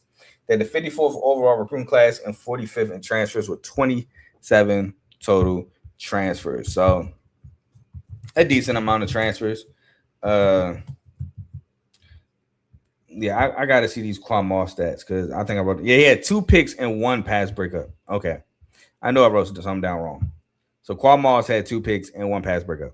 But anyway, some highlights I have for you here for K-State is Wendell Gregory, an edge from Oklahoma State who had 27 total tackles, 19 solos, 4 sacks, a pass breakup, and a forced fumble. Makai Mason, a linebacker from Louisiana Tech who had 68 total tackles, 29 solos, 3.5 sacks, and 4 pass breakups. Jason Pavard, cornerback from Virginia, 24 total tackles, 11 solos, 5 pass breakups, and 3 picks. And Coy Beasley, a safety from Miami of Ohio, 40 total tackles, 21 solos, 6 pass breakups, and a pick. Basically highlighted some defensive transfers because, again, they only returned 3 defensive starters, so I had to turn over a bit on the defensive side of the ball. Some numbers now, you can take those with a grain of salt because we have a new coaching staff, but some numbers for K-State: 81st in total offense, 82nd in total defense, 52nd in scoring offense, tied 76th in scoring defense, 95th in passing, tied 73rd in pass defense, 52nd in rushing, 87th in rush defense, 83rd in third down percentage on offense, 66th in third down percentage on defense, 10th in red zone offense, and tied 35th on red zone defense. To the schedule we go, where they will first play Nichols, and I do have them beating Nichols at home. I do have them beating Washington State game 2 at home. I have them beating Tulane, which may be a good game, but Tulane is now with the new head coach as Johnson Morrall left and took the Florida job. I think his name is Will Hall, so shout out to him. But I do have them beating Tulane. To start the Big 12, I have them beating Cincy at Cincy. Game 5, I have them losing at home to Houston. Game 6, I have them winning the Battle of the Sunflower State against Kansas. With Game 7, I have them beating Arizona State at Arizona State. Game 8, I have them losing to Colorado again, one of those any given Saturday games at Colorado. Game 9, I have them beating Oklahoma State at home. Game 10, I have them losing to TCU on the road. Game 11, I have them losing to Arizona at home. In Game 12, I have them beating Iowa State in Farmageddon. Now, I'll have them finishing 8-4, 5-4, taking the under 8.5 win total. But I will say this: that Colorado game can easily swing to K-State, and now you have the over with 93, 6-3. And I think they could also beat TCU. I think they can go into TCU and beat them, and that turns into 10-2, 7-2 really quickly. So be cautious if you want to touch that over under 8.5. But I have the under based on my season preview, but I do have them finishing with a floor 8-4, 5-4. You might even say a floor of, if I'm getting in such a rivalry game, they could lose that. I would say a floor of 7-5, 4-5, but a ceiling could be 10-2, 7-2 as well. So take that for whatever you think. But we'll move on to Oklahoma State, another new coaching staff, because Mike Gundy, who's been there so long, has been fired. And like I said in previous times, it's crazy because 2 times in this decade, he's been to a Big 12 championship. He lost both of them.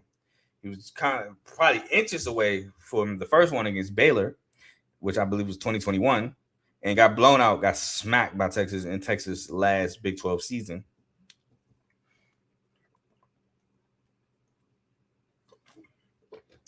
But yeah, going 1-10, 0-9 though. It's kind of hard to bounce back from. And then the season prior, he didn't do so great either. I think he only won like 1 Big 12 game, if that. So these past 2 years, he hasn't even won double-digit games. And they just can't take that at Oklahoma State.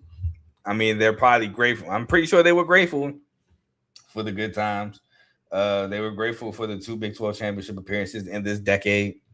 But unfortunate that you had these 2 terrible, and I mean terrible, seasons. So out goes Mike Gundy, but in steps Eric Morris, who took over North Texas and won 11 games at North Texas, lost the AAC championship to Tulane, who eventually made the playoffs. So nothing to be sad at there with his tenure at North Texas. He's bringing in his quarterback. He's bringing in his running back. I think he's also bringing in Wyatt Young, his receiver. Yep. So he's bringing in OC Sean Brophy, quarterback coach of North Texas last season, and pass game coordinator and defensive coordinator Skylar Cassidy, who is North Texas DC. So he's bringing in his players, his coaching staff, and he's trying to turn around what Oklahoma State has been these last couple of seasons. So I ultimately think that was a good hire, though, for how fast he had North Texas looking really good. Now, granted, North Texas is in the American. This is the Big 12, so it's a power conference. But still, he did a great job with said team. Now, they returned only 3 starters. Again, a bunch of turnover because it's a new coaching staff who's bringing over his guys. They returned 1 offensive lineman and 2 defensive players. Returned Landon Dean, a DN who had 10 total tackles, 9 solos, and a sack, and LaDainian Fields, a defensive back who had 16 total tackles, 14 solos, pass breakup, 2 picks, and a pick 6. Lost Zane Flores, the quarterback, which, I mean, the quarterback situation for Oklahoma State the past 2 years have been horrendous. Yes, I'm including Alan Bowman in that because I believe a lot of the success that Alan Bowman and them had when they made the Big 12 championship was all due to Ollie Gordon. And once teams found out or figured out we stop Ollie Gordon, they have nothing. You got what you got. But yeah. Zane Flores is now gone. He's transferred to Iowa State. 159 of 266, 59.8 completion percentage, 1,450 yards, 3 touchdowns, 7 interceptions. Rodney Fields Jr., a running back, transferred to K-State, 124 carries, 614 yards, and 5 a carry and a touchdown. Lost Gavin Freeman, a receiver who transferred to Tennessee, 53 catches, 481 yards, and 4 touchdowns. Lost Terrell Davis, a receiver to the Vikings, 28 catches, 373 yards. Shamar Rigby, a receiver who transferred to Wisconsin, 25 catches, 351 yards, and a touchdown. Lost Parker Robertson, a safety who he's currently on the Broncos, 77 total tackles, 49 solos, a sack, 5 pass breakups, 2 picks, and 2 forced fumbles. Brian McCoy Jr., linebacker, 71 total tackles, 37 solos, a pass breakup, and a fumble recovery. Brandon Rawls, a linebacker, has 67 total tackles, 30 solos, and a sack. Cam Smith, a cornerback who had 34 total tackles, 24 solos, 4 pass breakups, and a pick. Sitiveni Havili Kufasi, a defensive tackle, had 14 total tackles, 9 solos, a sack, and a pass breakup. Wendell Gregory, who transferred to K-State, 27 total tackles, 19 solos, 4 sacks, pass breakup, and a forced fumble. Kenneth Harris, a cornerback who's on the Pats, 33 total tackles, 27 solos, a sack, and 5 pass breakups. They had the 47th overall recruiting class, 15th in transfers. Actually, so Oklahoma State had the most transfers transferring in the Big 12 with 55. Now, obviously, it's led by a bunch of North Texas guys. Drew Mastermaker being the big get following his head coach. Drew Mastermaker, I believe, led the country in passing yards. He with 319 of 463, 68.9% completion percentage, 4,379 yards, 34 touchdowns to 9 interceptions. Caleb Hawkins, a running back who had 231 carries, 1,434 yards, 6.2 a carry, and 25 touchdowns, both coming from North Texas. Wyatt Young, a receiver, 70 catches, 1,264 yards, 10 touchdowns coming from North Texas. Justin Bowick, a receiver from Illinois who had 22 catches, 265 yards, and 5 touchdowns. Mo Horn, a cornerback from Texas Tech, 57 total tackles, 31 solos, 5 pass breakups. These are his 2024 stats. Isaiah Chisholm, linebacker from UCLA, who had 84 total tackles, 40 solos, a pass breakup, 2 forced fumbles, and Mose Phillips III, safety from Mizzou. But these are his Virginia Tech 2024 stats, where 65 total tackles, 34 solos, a sack, 3 pass breakups, a pick, and a forced fumble. Trying to recapture some 2024 magic with the Oklahoma State Cowboys. Now, there's some numbers, but take them with a grain of salt. New coaching staff, new team, new everything. But they were 128th in total offense, 114th in total defense, 132nd in scoring offense, 124th in scoring defense, 114th in passing, 119th in pass defense, 113th in rushing, 91st in rush defense, tied 120th in red zone offense, and 131st in red zone defense. Again, that's out of 134 schools. Now, on to the schedule where they will get their revenge against Tulsa. Oklahoma State did lose to Tulsa last year. I think they beat Tulsa this year. Next, they will play Oregon, where I do have them losing to Oregon. Then next, they will play Murray State, where I have them beating Murray State.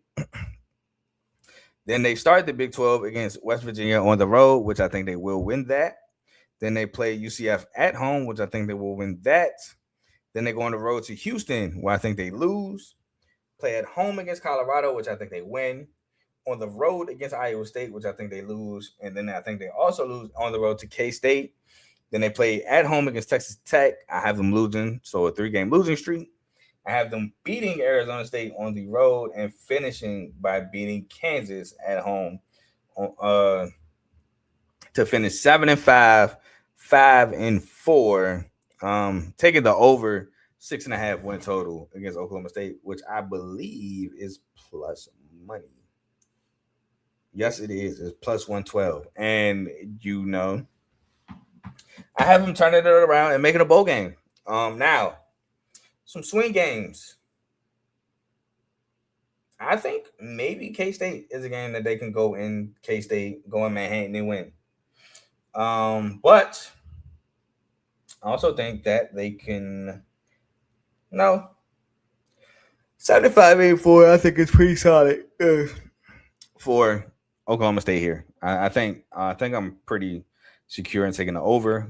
Will I, test my luck? Maybe. I don't know. But I think I'm pretty secure in that. But we'll move on to the TCU Horned Frogs. And we have 5 more schools, including TCU. So thank you for having stayed with me. I know it's been a long show, long episode. Trust me, I feel it. I know it's getting late. I'm trying to get through this as well. But TCU had a pretty solid season coming off an 8-4, 5-4 season. With Josh Hoover, obviously no longer there, as you know, everybody knows. If you're in tune with college football, transferred to Indiana. Looking to be the next Signetti guy to make the playoff and possibly a national championship run. But they do have a new OC, and that is Gordon Samus, who was the UConn OC from 2024 and 2025. Unfortunately, I'm running out of water with 5 teams left, so I'm gonna have to try to make the stretch. Excuse me. But they did win the Alamo Bowl 30-27. I don't believe Josh Hoover played in that game either. In overtime against USC and a crazy, I want to say a halfback screen on 2nd and long that went the distance for a touchdown against USC. So USC didn't have Mekhi Lemon and Jacoby Lane, but they did. I think they had Tanuk Hines, and I love Tanuk Hines' game. But TCU ended up winning that ball game. They returned 8 starters, 3 on offense, which 2 of them are O-linemen, but 5 on defense. Now, they lost a ton of big names. Namely, again, Josh Hoover, who went wait. Why am I starting with losses? That's how you know it's getting late. We need to do returns first. And this is a big return. Return Jordan Dwyer, a receiver who had 54 catches, 730 yards, and 7 touchdowns. Return Jamil Johnson, a safety, at 96 total tackles, 60 solos, 3 pass breakups, 5 picks, and a fumble recovery. Return Zach Chapman, an edge who had 28 total tackles, 9 solos, a sack and a half, forced fumble, and a fumble recovery. Excuse me. Vernon Glover, a cornerback who had 41 total tackles, 30 solos, 6 pass breakups, and a pick. Marcus Deal, a defensive tackle at 26 total tackles, 10 solos, a sack, 2 pass breakups. And Ensel Den Emba, a defensive tackle at 24 total tackles, 14 solos, and 2 sacks. They did lose Josh Hoover, quarterback who went 272 of 413, 65.9% completion percentage, 3,472 yards, 29 touchdowns, but they have 13 picks, which was 3rd in the country for the most picks behind DJ Lagway. So, got to clean that up. Transfer to Indiana. They lost Kavorian Barnes, a running back who had 97 carries, 443 yards, 4.6 a carry, and 3 touchdowns. Lost Eric McAllister, a receiver who had 72 catches, 1,190 yards, and 10 touchdowns. Joseph Manjack, currently on the Broncos, a receiver who had 44 catches, 579 yards, and 3 touchdowns. DJ Rogers, a tight end on the Cowboys, 34 catches, 319 yards, and 2 touchdowns. Caleb Elarms, or linebacker on the Bills, 130 total tackles, 60 solos, 4 sacks, 2 pass breakups. Namdi Abizor, a linebacker on the Patriots, 88 total tackles, 46 solos, 2 sacks, pass breakup, 2 picks, and a forced fumble. Bud Clark, safety on the Seahawks, 56 total tackles, 31 solos, a sack, 7 pass breakups, 4 picks, and a touchdown, so a pick 6. Devin Deal, an edge, who had 53 total tackles, 27 solos, 2.5 sacks, 4 pass breakups, a forced fumble, fumble recovery, and a scoop and score touchdown. Austin Jordan, a defensive back who had 40 total tackles, 26 solos, a sack, and a pass breakup. They had the 46th overall recruiting class, 47th in transfers, only bringing in 12 transfers, which is very low, probably the lowest in the Big 12. They bring in Jaden Craig, a quarterback from Harvard, who went 208 of 338, 61.5 completion percentage, 2,869 yards, 25 touchdowns to 7 interceptions. Jacob Fields, a safety from Louisiana Tech, 91 total tackles, 50 solos, 5 pass breakups, 3 picks, 2 pick sixes. So a guy who's been scoring on the defensive end. Jeremy Scott, a receiver from South Alabama with 24 catches, 417 yards, 4 touchdowns. Kalen Carroll, a cornerback from Central Michigan, who had 49 total tackles, 30 solos, 4 pass breakups, 2 picks, and a forced fumble. And Karan Hayward, an edge from Western Kentucky, who had 19 total tackles, 12 solos, 2.5 sacks, a pass breakup, a pick, and a pick 6. Now, they were 27th in total offense, 73rd in total defense, 40th in scoring offense, 72nd in scoring defense, 8th in passing, 115th in pass defense, 100th in rushing, 43rd in rush defense, 153rd, 15th in third down percentage on offense, tied 72nd in third down percentage on defense, and tied 90th in red zone offense, tied 92nd in red zone defense. I was about to say 153rd on 134 schools. Again, that's how you know it's getting late. But anyway, we can go on to the schedule, where they will take on UNC in the UNC rematch for UNC, which they did them dirty. But this time it's in Dublin, where I'm not going to lie, the underdog in Dublin has been undefeated outright. But I do have TCU breaking that streak and winning against UNC. Next, they take on Grambling, which I do have them beating Grambling. Then they take on Arkansas State at home, which I have them beating Arkansas State. Their first Big 12 game is against UCF on the road, which I do have them losing. Then they take on BYU at home, which I have them losing. Then they take on Baylor on the road, which I have them losing. So starting off the Big 12 0-3. But they bounce back at home, beating West Virginia and Kansas, back-to-back home games. But then I have them losing at Arizona, beating Kansas State at home and Utah at home in one of those surprising games, but losing to Texas Tech to finish the season 7-5, 4-5, taking the over 6.5 win total, which obviously I feel like they have a ceiling of 8-4, 5-4. because yes, I feel like they can beat one of UCF and Baylor. I also think that they can lose to Kansas State. I mean, not Kansas State, excuse me, which I do think they could lose that game. But I also think they can lose to Utah. So those are some swing games there. So I have a ceiling of 8-4, 5-4, but ultimately I haven't finished 7-5, 4-5, taking the over 6.5 win total for TCU. Now, on to the reigning Big 12 champions, and that is the Texas Tech, which I don't even know if I made that marker twice or not. But anyway, that is the Texas Tech Red Raiders. Now, the Red Raiders went 11-1, 8-1. The only loss that they had in the regular season was to Arizona State. And again, that was when that weird game which Jordan Tyson, I believe, scored the game-winning touchdown. But they won the Big 12 championship 34-7, making the playoffs, having a bye week. Excuse me, and then taking on the Oregon Ducks in the Orange Bowl, where they got shut out and lost 23-0 against the Oregon Ducks. So that was, I mean, defensively, to be honest, they played a heck of a game. But offensively, they were so bad, it put defense sometimes in bad positions and ultimately caused them to give up points, losing 23-0. Because if you hear 23-0, you think, how is the defense playing good? They gave 23 points, but offensively, they just put them in some bad spots. Texas Tech was able to work out of some of them, but not all of them. So that's that. But a really great defense last year for Texas Tech. And offensively, they were solid. They had Reggie Virgil. They had Coy Eakin. They had Caleb Douglas. They had, who they returned, Jacoby Williams and Cam Dickey. Baron Morton, to me, was just a little inconsistent. Will Hammond was the better athlete. I mean, he had to play some when Baron Morton got hurt, but a little inconsistent as well. And it kind of bit them in the butt when they played a really good defensive team in Oregon, led by Brandon Finney and Dylan Thiemann and Ungulele.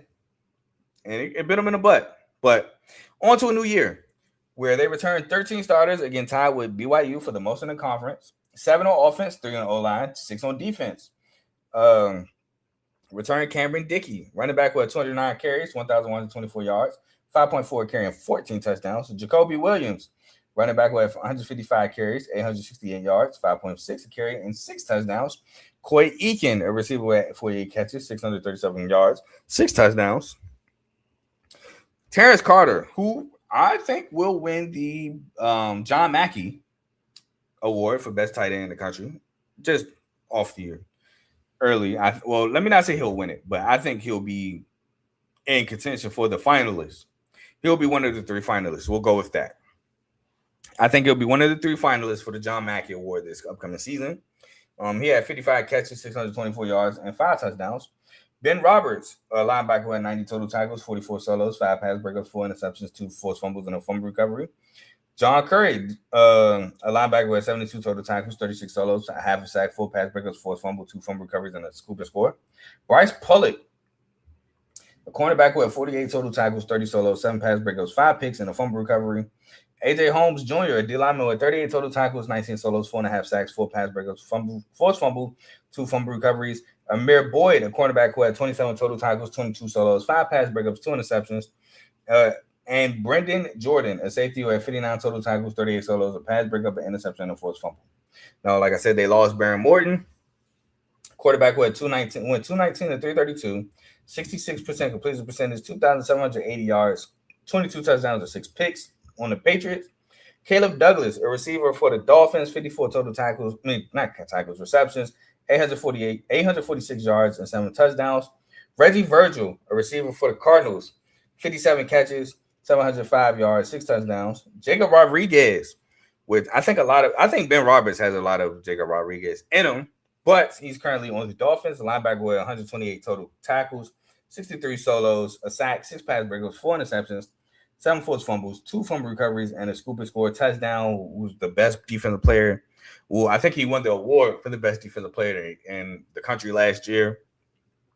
I still might go Caleb Downs, but I mean Jacob Rodriguez deserved it. He deserved all the recognition he got last year. They lost Cole Wisniewski, A safety who had 78 total tackles, 38 solos, a sack, 6 pass breakups, 2 forced fumbles, and a fumble recovery to the Eagles. David Bailey, an edge to the Jets, who had 52 total tackles, 32 solos, 14 and a half sacks, 3 pass breakups, 3 forced fumbles, and a fumble recovery. Lee Hunter, a D tackle to the Panthers, who had 41 total tackles, 16 solos, 2.5 sacks, and a forced fumble. Romello Height, an edge to the 49ers, who had 38 total tackles, 21 solos, 10 sacks, pass breakup, 2 forced fumbles, and a fumble recovery. And Skylar Gill Howard, a D tackle to the Lions, 13 total tackles, 9 solos, half a sack, pass breakup, interception, and a pick 6. They had the 13th overall recruiting class, 6 in transfers were only 21. But again, a big transfer they bring in is Austin Romaine, a linebacker from K-State, who had 66 total tackles, 41 solos, a half a sack, 2 pass breakups, a pick, and a fumble recovery. Adam Trick, who could be like Bryce Harper, not Bryce Harper, Jesus, baseball. David Bailey. I was thinking of Bryce Pullick for whatever reason. He could be like David Bailey. Again, it's getting late. Been on the episode for 2 hours. It is now currently 12:30 in the morning. It's getting late, so mistakes are starting to fly. I'm trying to clean it up. But anyway, Adam Trick could be next year's David Bailey. He comes from Miami of Ohio, where he had 59 total tackles, 25 solos, 8.5 sacks, 4 pass breakups, a pick, and 3 forced fumbles. Kenny Johnson, a receiver from Pitt, who had 48 catches, 695 yards, and 5 touchdowns. And Trey White, an edge rusher from San Diego State, who had 47 total tackles, 30 solos, 7 sacks, and a pass breakup. So bringing in some edge rushers because you lost your 2 best ones, Height and Bailey. And then you bring in a linebacker to play alongside Ben Roberts and also Romaine, who's a dog. So great transfers there. They were 10th in total offense, 3rd in total defense, 7th in scoring offense, 3rd in scoring defense, 15th in passing, 26th in pass defense, 33rd in rushing, 1st in rush defense, 12th in third down percentage on offense, 7th in third down percentage on defense, 50th in red zone offense, and 30th in red zone defense. Just solid numbers throughout the board. And now on to the schedule, where I have Texas Tech finishing 12-0, 9-0, going undefeated and making the Big 12 championship game. Taking the over 10.5 win total. Now, to name the schools they play Abilene Christian at Oregon State, Houston, Sam Houston, at Colorado, Arizona State, at Cincinnati, Arizona, West Virginia, at Oklahoma State, at Baylor, and TCU. Again, I have them going 12-0. If they would have played BYU, that would have been a tough game for me to pick. I probably would have still picked Texas Tech. That would have been a tough game for me to pick. But either way, again, I have them going undefeated, 12-0, taking the over 10.5 win total, and making the Big 12 championship game, which my Big 12 championship game should be self-explanatory because you heard 2 teams go 9-0. But if you're late, I'm going to say it later on the episode. But we're going to move on to the UCF Golden Knights, where Scott Frost is in the second year, coming off of 5-7, 2-7 seasons, so not that great of a year. And I think a lot of it had to do with the quarterback situation. Was not a fan of the QB situation of Cam Fancher and Taven Jackson at UCF. Has it gotten the situation got better? Yes, I do think Alonzo Barnett is better than both quarterbacks, and this that was their last year. Cam Fancher, what's the word I'm looking for? Unfortunately, transferred to MSU, but I do think Alonzo Barnett, who I think will start, is the better quarterback. They also have Keon Jenkins from FIU. I don't know if I think Keon Jenkins is better than both of them, honestly, to be honest.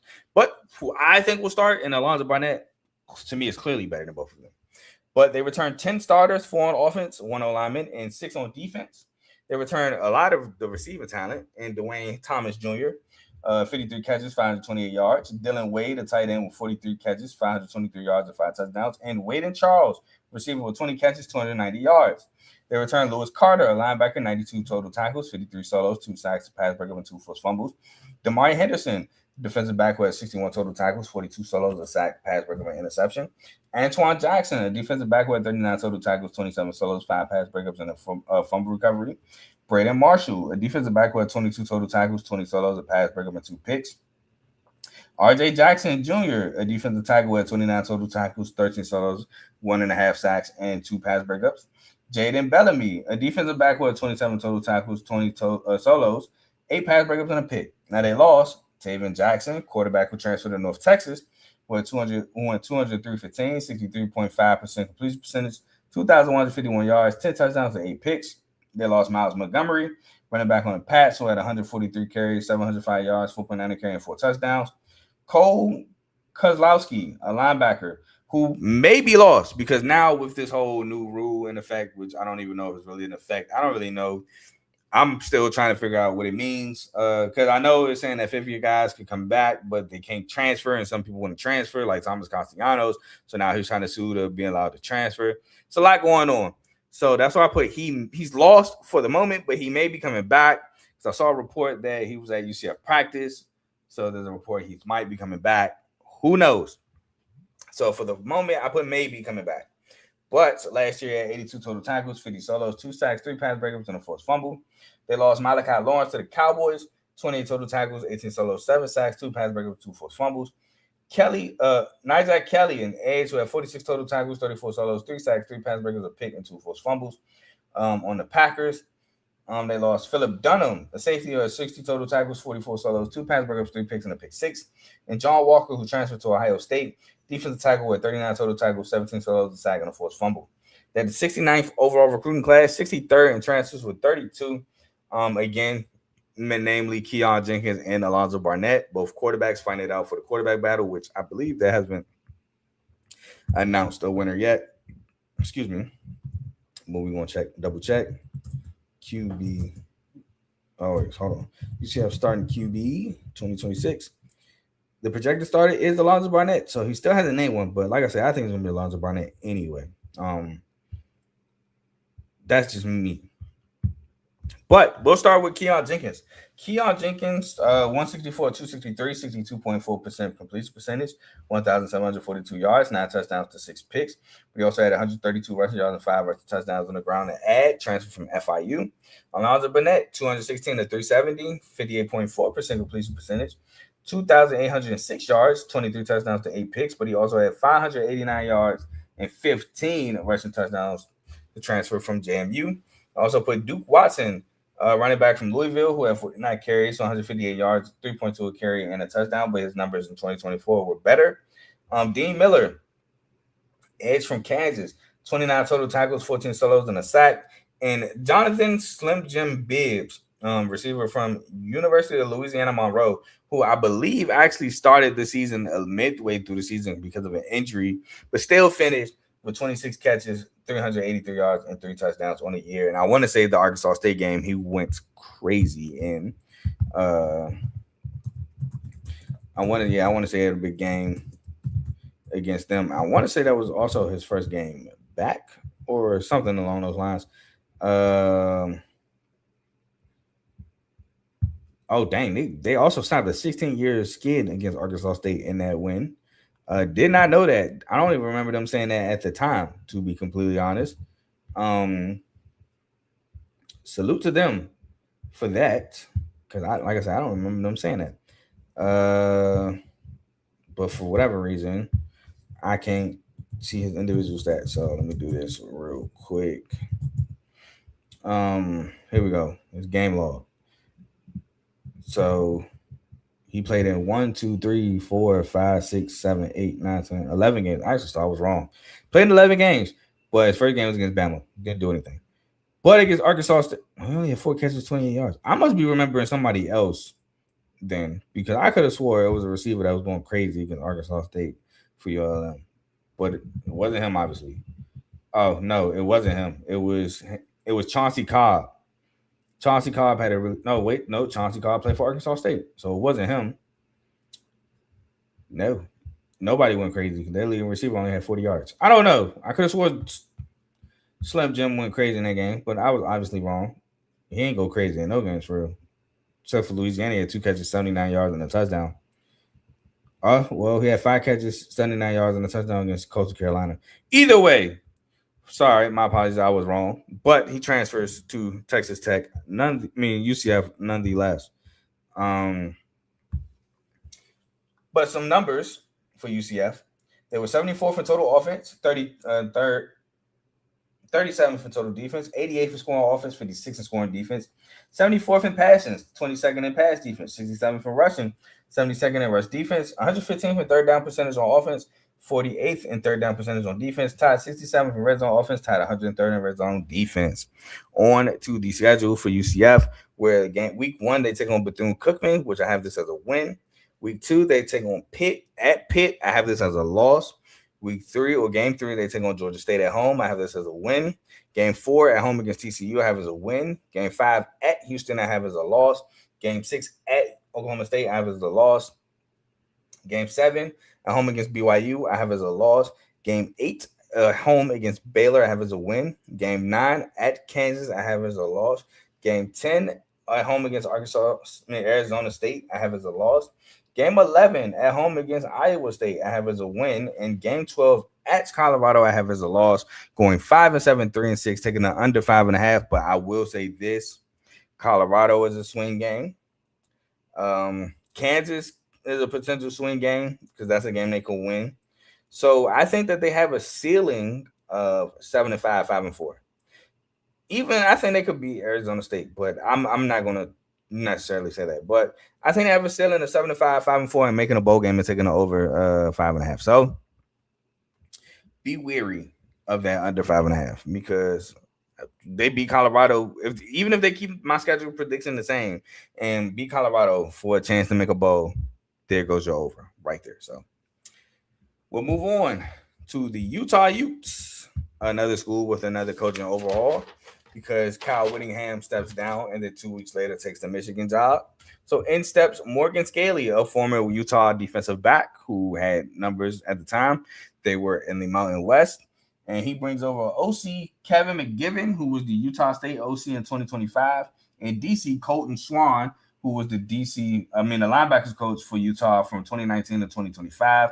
This is his first full-time DC job because he was the co-DC at Weber State from 2009 to 2011. So now this is his first ever DC job was him by himself.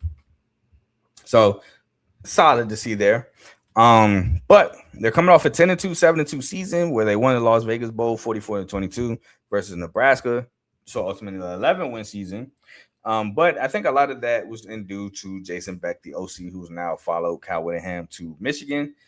Jason Beck these last 2 years, even though he was coaching the same quarterback in Devin Dampier, he's been going crazy. He's been having 2 really good years as an OC, and he could parlay that to a head coaching job very soon,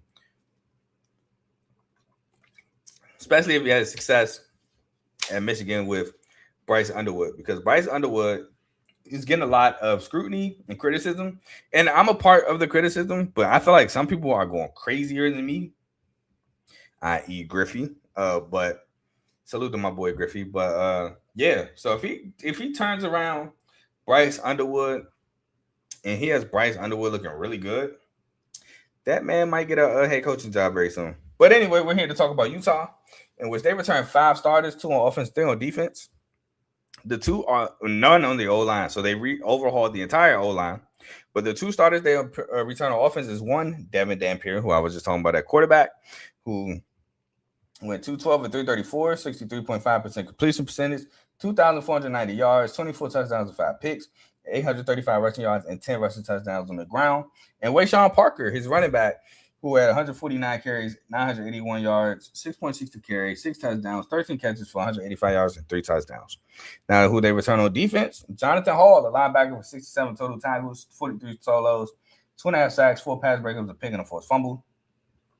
Jackson Beneath, safety, who had 64 total tackles, 43 solos, half a sack, 5 pass breakups, 4 interceptions, and a touchdown. And Elijah Davis, a cornerback, who had 34 total tackles, 25 solos, 2 pass breakups, 2 picks, and 2 pick sixes. So both picks went for touchdowns. Now, who they lost? Ryan Davis, a receiver who had 62 total catches, 725 yards, and 4 touchdowns. Dallin Bentley, tight end to the Broncos, 48 catches, 620 yards, and 6 touchdowns. J.J. Buchanan, a receiver who transferred to Michigan, who has 26 catches, 427 yards, and 5 touchdowns. Lander Barton, a linebacker for the Chargers, 55 total tackles, 25 solos, a sack and a half, a pass breakup, a pick, and a fumble recovery. Tal Johnson, a defensive back who transferred to UCLA, 51 total tackles, 27 solos, 4 pass breakups, and 2 picks. John Henry Daly, a defensive end who transferred to Michigan, 48 total tackles, 24 solos, 11 and a half sacks, pass breaker with 2 forced fumbles. Levani Damani, a linebacker who had 45 total tackles, 24 solos, a sack and a fumble recovery. Logan Fano, an edge who had 44 total tackles, 30 solos, 4.5 sacks, and 2 pass breakers on the Browns. Smith Snowden, who's a cornerback who can also play receiver. He plays both ways. I did not write down his offensive stats, but defensively he had 37 total tackles, 24 solos, 9 pass breakers, and 2 picks, transferred to Michigan. Jonah Lanier, defensive tackle, transferred to Michigan, who had 38 total tackles, 23 solos, a sack, a pass breakup, and a forced fumble, and a fumble recovery. They had the 33rd overall recruiting class, 44th in transfers, bringing in 17. Now, this is a big transfer in my opinion. That's Braden Pagan, giving Devin Dampier a nice tall threat on the outside, who had 60 catches, 926 yards, and 5 touchdowns at Utah State. Ethan Day, an edge from North Texas, 53 total tackles, 23 solos, 4.5 sacks, and a fumble recovery. Kyrie Scholes, a receiver from San Jose State, 59 catches, 768 yards, and 2 touchdowns. James Chenault, a cornerback from South Florida, 32 total tackles, 20 solos, 4 pass breakups, and 2 picks. And Steve Chavez Soto, bringing in a different style of running when Wayshawn Parker, when he's spelling Wayshawn Parker. Running back from San Jose State, who had 87 carries, 448 yards, 5.1 a carry, and 7 touchdowns. Now, some numbers, which you could take with a grain of salt because there's a whole new coaching staff. They were 4th in total offense, 60th in total defense, 4th in scoring offense, tied 17th in scoring defense, 80th in passing, 17th in pass defense, 2nd in rushing, 108th in rush defense, 3rd in third down percentage on offense, 28th in third down percentage on defense, 14th in red zone offense, and tied 41st in red zone defense. On to the schedule for Utah, which I will say this now, I don't have them being as successful as last year. Idaho is the first game of the year. I have that as a win. Arkansas at home. I wrote this as a loss. New head coach Ryan Silverfield. They are at home versus Arkansas. But I think the speed of an SEC defense might be a little much to handle for Utah. So I went with the loss here. Utah State, I do have them bouncing back at home with a win against Utah State. Game 4, I have them losing at Iowa State. Game 5, I have them winning at Kansas. Game 6, I have them winning at Colorado. By the way, Kansas at home, my fault. Game 7, I have them losing to Houston at home. Game 8, I have them going into Cincinnati and winning.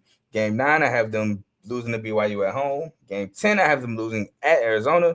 Game 11, I have them losing at TCU. And game 12, I have them beating West Virginia at home to becoming 6-6, 4-5, making a bowl game, but taking the under 8.5 win total for Utah. Now, obviously, I think that the Arkansas game with them is a toss-up. I think that's a game they could win, especially being at home. I gave them a loss, so now it's now 7-5, 4-5. I think that's it. This Utah team can beat TCU, making it 8-4, 5-4. Now, still the under 8.5, but a higher ceiling.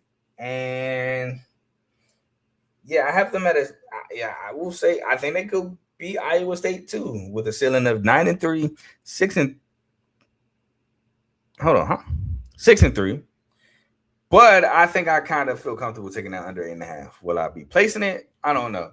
But I would say a super ceiling of 9-3, 6-3. But I think I feel more comfortable around the baseline of 6-6, 4-5. So we'll move on to the last team, which is the West Virginia Mountaineers, who did not have a hot start with their reuniting of Coach Rich Rod. Actually had a season of coming off a 4-8, 2-7 season, and a season in which they did lose to the University of Ohio, which is a MAC school. So definitely not great with that. But suffering a ton of turnover, only returning 3 starters, and they're all on offense, 2 of them being O-linemen, the other one being a quarterback. So again, a bunch of turnover with this school. Stephen Fox Jr. is the cornerback. Not Stephen, Scotty Fox. Steve Fox is a second character. Scotty Fox Jr.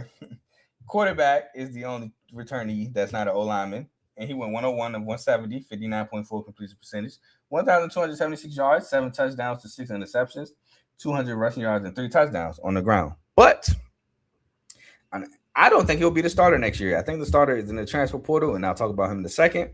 They did lose Jaheim White, a running back to transfer to North Texas, who went 24 carries, 133 yards, 5.5 a carry, and 3 touchdowns, who got hurt after 2 games starting. Dior Hubbard, a running back who transferred to Wyoming, who had 96 carries, 335 yards, 3.5 carry, and 4 touchdowns. Cam Vaughn, a receiver from who transferred to Miami Hurricanes, 35 catches, 541 yards, and 4 touchdowns. They lost Jeff Weimer, a receiver on the Chiefs, 21 catches, 383 yards, and 2 touchdowns. Rodney Gallagher III, who transferred to Arizona, like I said earlier, a receiver who had 28 catches, 243 yards. And Grayson Barnes, a tight end, who had 21 catches, 232 yards, and 2 touchdowns. They lost Fred Perry, a safety, 78 total tackles, 51 solos, 2 sacks, 3 pass breakups, 2 forced fumbles, and 2 fumble recoveries.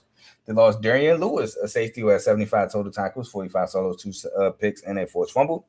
Greedy Carrico, a linebacker with 69 total tackles, 39 solos, 4.5 sacks, pass breakup, and a fumble recovery.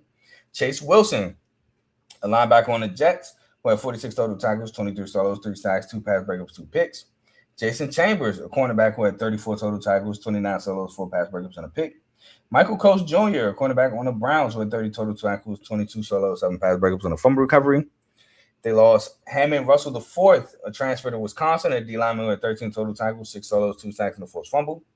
Eddie Kelly Jr., a D lineman who had 26 total tackles, 7 solos, half a sack, and 3 pass breakups. Braden Sliders, a linebacker who had 24 total tackles, 11 solos, a sack, a pass breakup, 2 forced fumbles, and a fumble recovery. And Edward Vesterinen, D lineman who had 30 total tackles, 12 solos, 2 sacks, and a fumble recovery. Now, they had a 36 overall recruiting class, but 57th in transfers, bringing in 34 total transfers.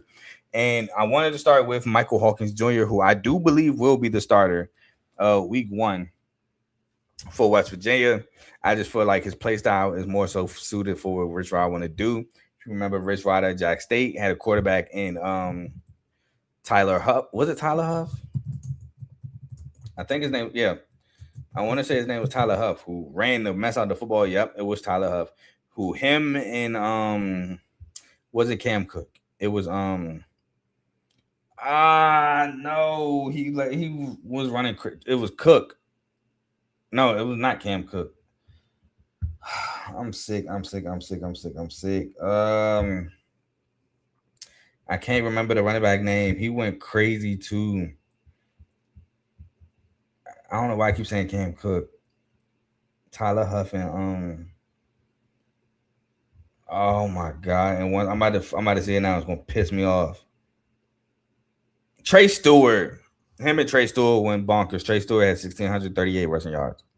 Cam Long was also on that team with Tyler Huff. But back to my point was Rich Rod likes a guy that can run. And Michael Hawkins is super athletic.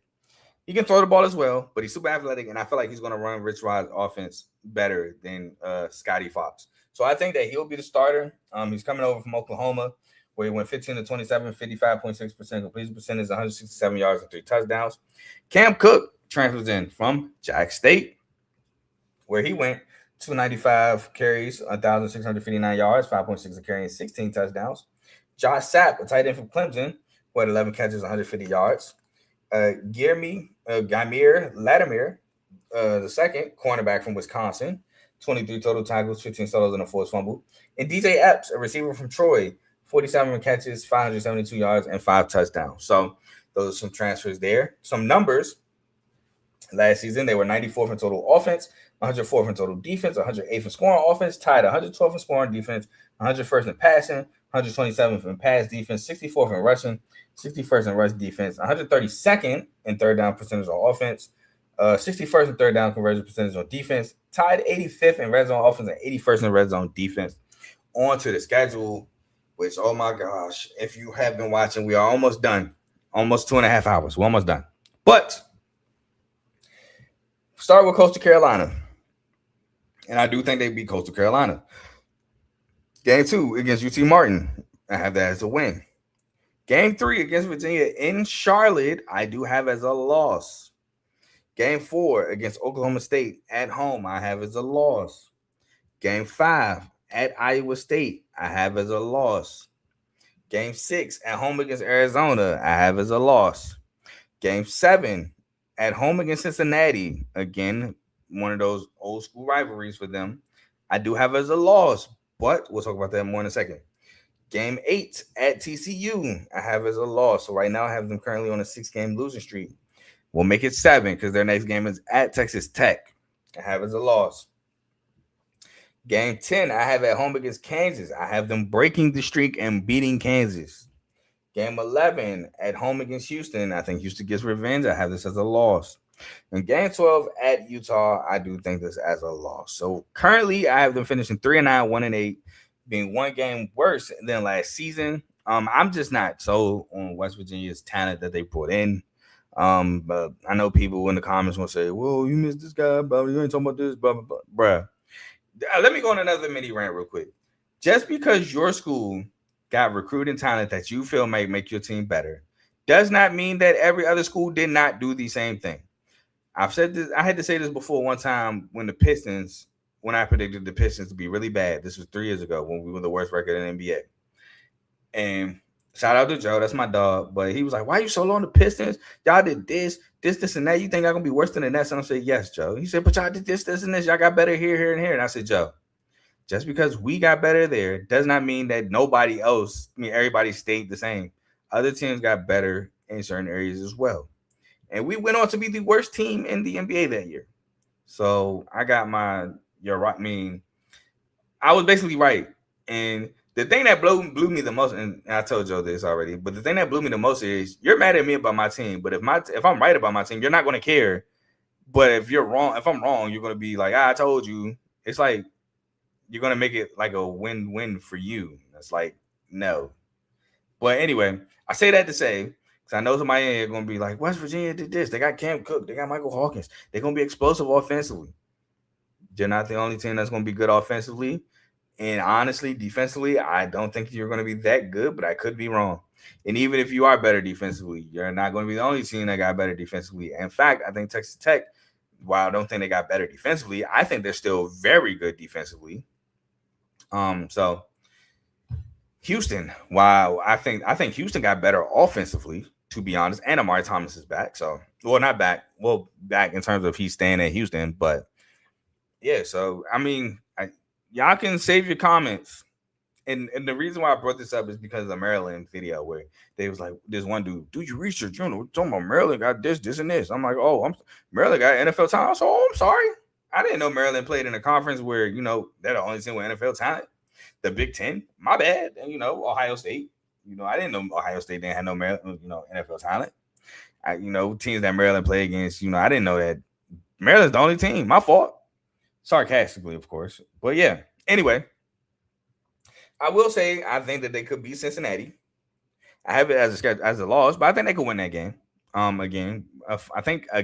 think that's a former Big East rivalry there. I think they could beat TCU, to be completely honest. I think that's not an automatic loss. So there goes 5-7, 3-6 right there for a ceiling. This is for a ceiling. I think that they can beat. I'll say I think that they can beat Oklahoma State because it's at home. So I have 3-9, 1-8 as my prediction, but I think they have a ceiling of 6-6, 4-5. And just barely making a bowl game. But I feel comfortable taking this under 5.5 and 3-9, 1-8. I will say 6-6, 4-5 is a solid ceiling for them, however. But let's move on to our Big 12 wrap-up, where we do our standings, Big 12 championship, and Big 12 players of the year. Now, standings, number 1. And I normally do this alphabetical order, but since it was a tie with the reigning champ, I gave it to the reigning champ. My number 1 team in the Big 12 is the Texas Tech Red Raiders at 12-0, 9-0. Number 2, BYU at 11-1, 9-0. Again, I gave the tiebreaker to Texas Tech. They don't play each other, both undefeated in the conference, but Texas Tech is the reigning champ. So that's why I didn't go alphabetical order there. Houston, number 3 at 11-1, 8-1, just missing the Big 12 championship game. Arizona at 10-2, 7-2, number 4. Number 5, Iowa State, 7-5, 5-4, because they beat Kansas State and both Oklahoma State in my prediction. So no alphabetical order because they won both games. Kansas State does not play Oklahoma State. So I have them at 6 at 7-5, 5-4.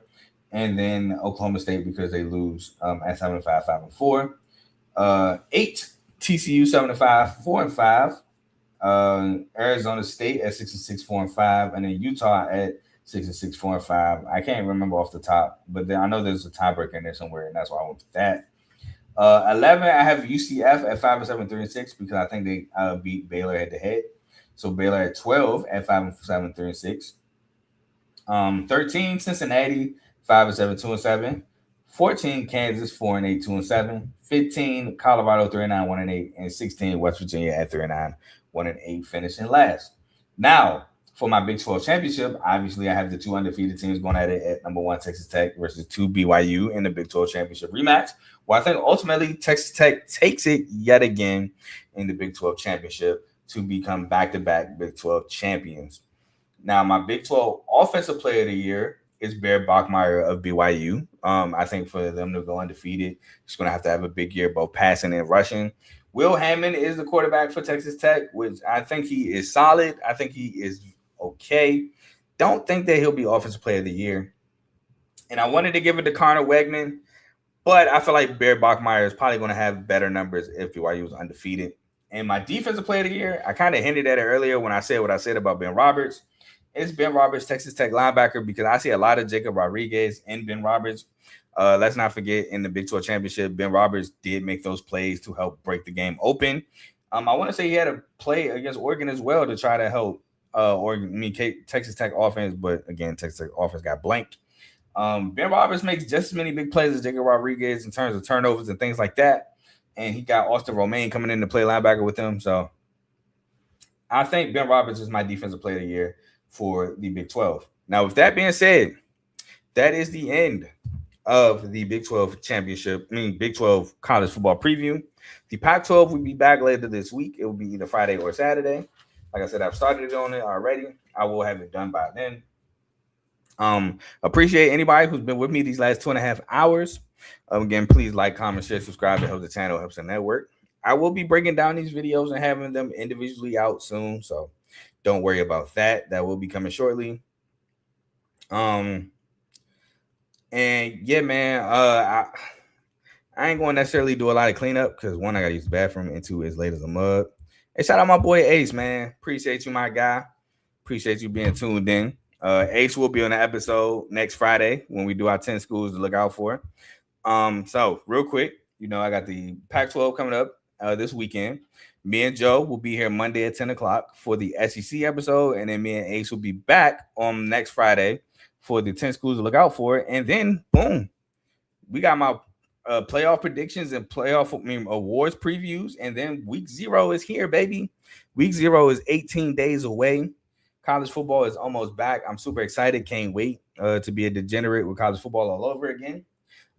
Please tune into the other shows on the network. We got the main show, which involves me and Tomo. We are the host of that. So make sure you check that out. I just did an episode with Devin, our Bills fan, and Tony, our Patriots fan, previewing the Bills and the Patriots. Got BWT, baseball with Teddy, for your baseball needs. We got FCC, football with Coach Coombs, for your football needs. We got RBO, Real Ballers Only, for your NBA needs. Dave's Doghouse, highlights and lowlights of sports. We have In the Red Corner for your boxing needs. Not every Sunday, but when they do go live on Sunday, 6:30. That's Ty, Ricky, and Tomo. We have Zero Sports Talk with Griffey, who just dropped the episode. He covered the World Cup. He's covering baseball right now, so make sure you check out Griffey. And last but not least, family to the network, AJ's Birds. Make sure you check him out as well. I believe that's all the shows, yeah. And like, comment, share, subscribe to them as well. But with that being said, I'm gone to this weekend, man. CTC is back in full effect. But y'all enjoy the rest of y'all night. I'm about to get ready for bed so I can get up in the morning to go to work. But I'm gone.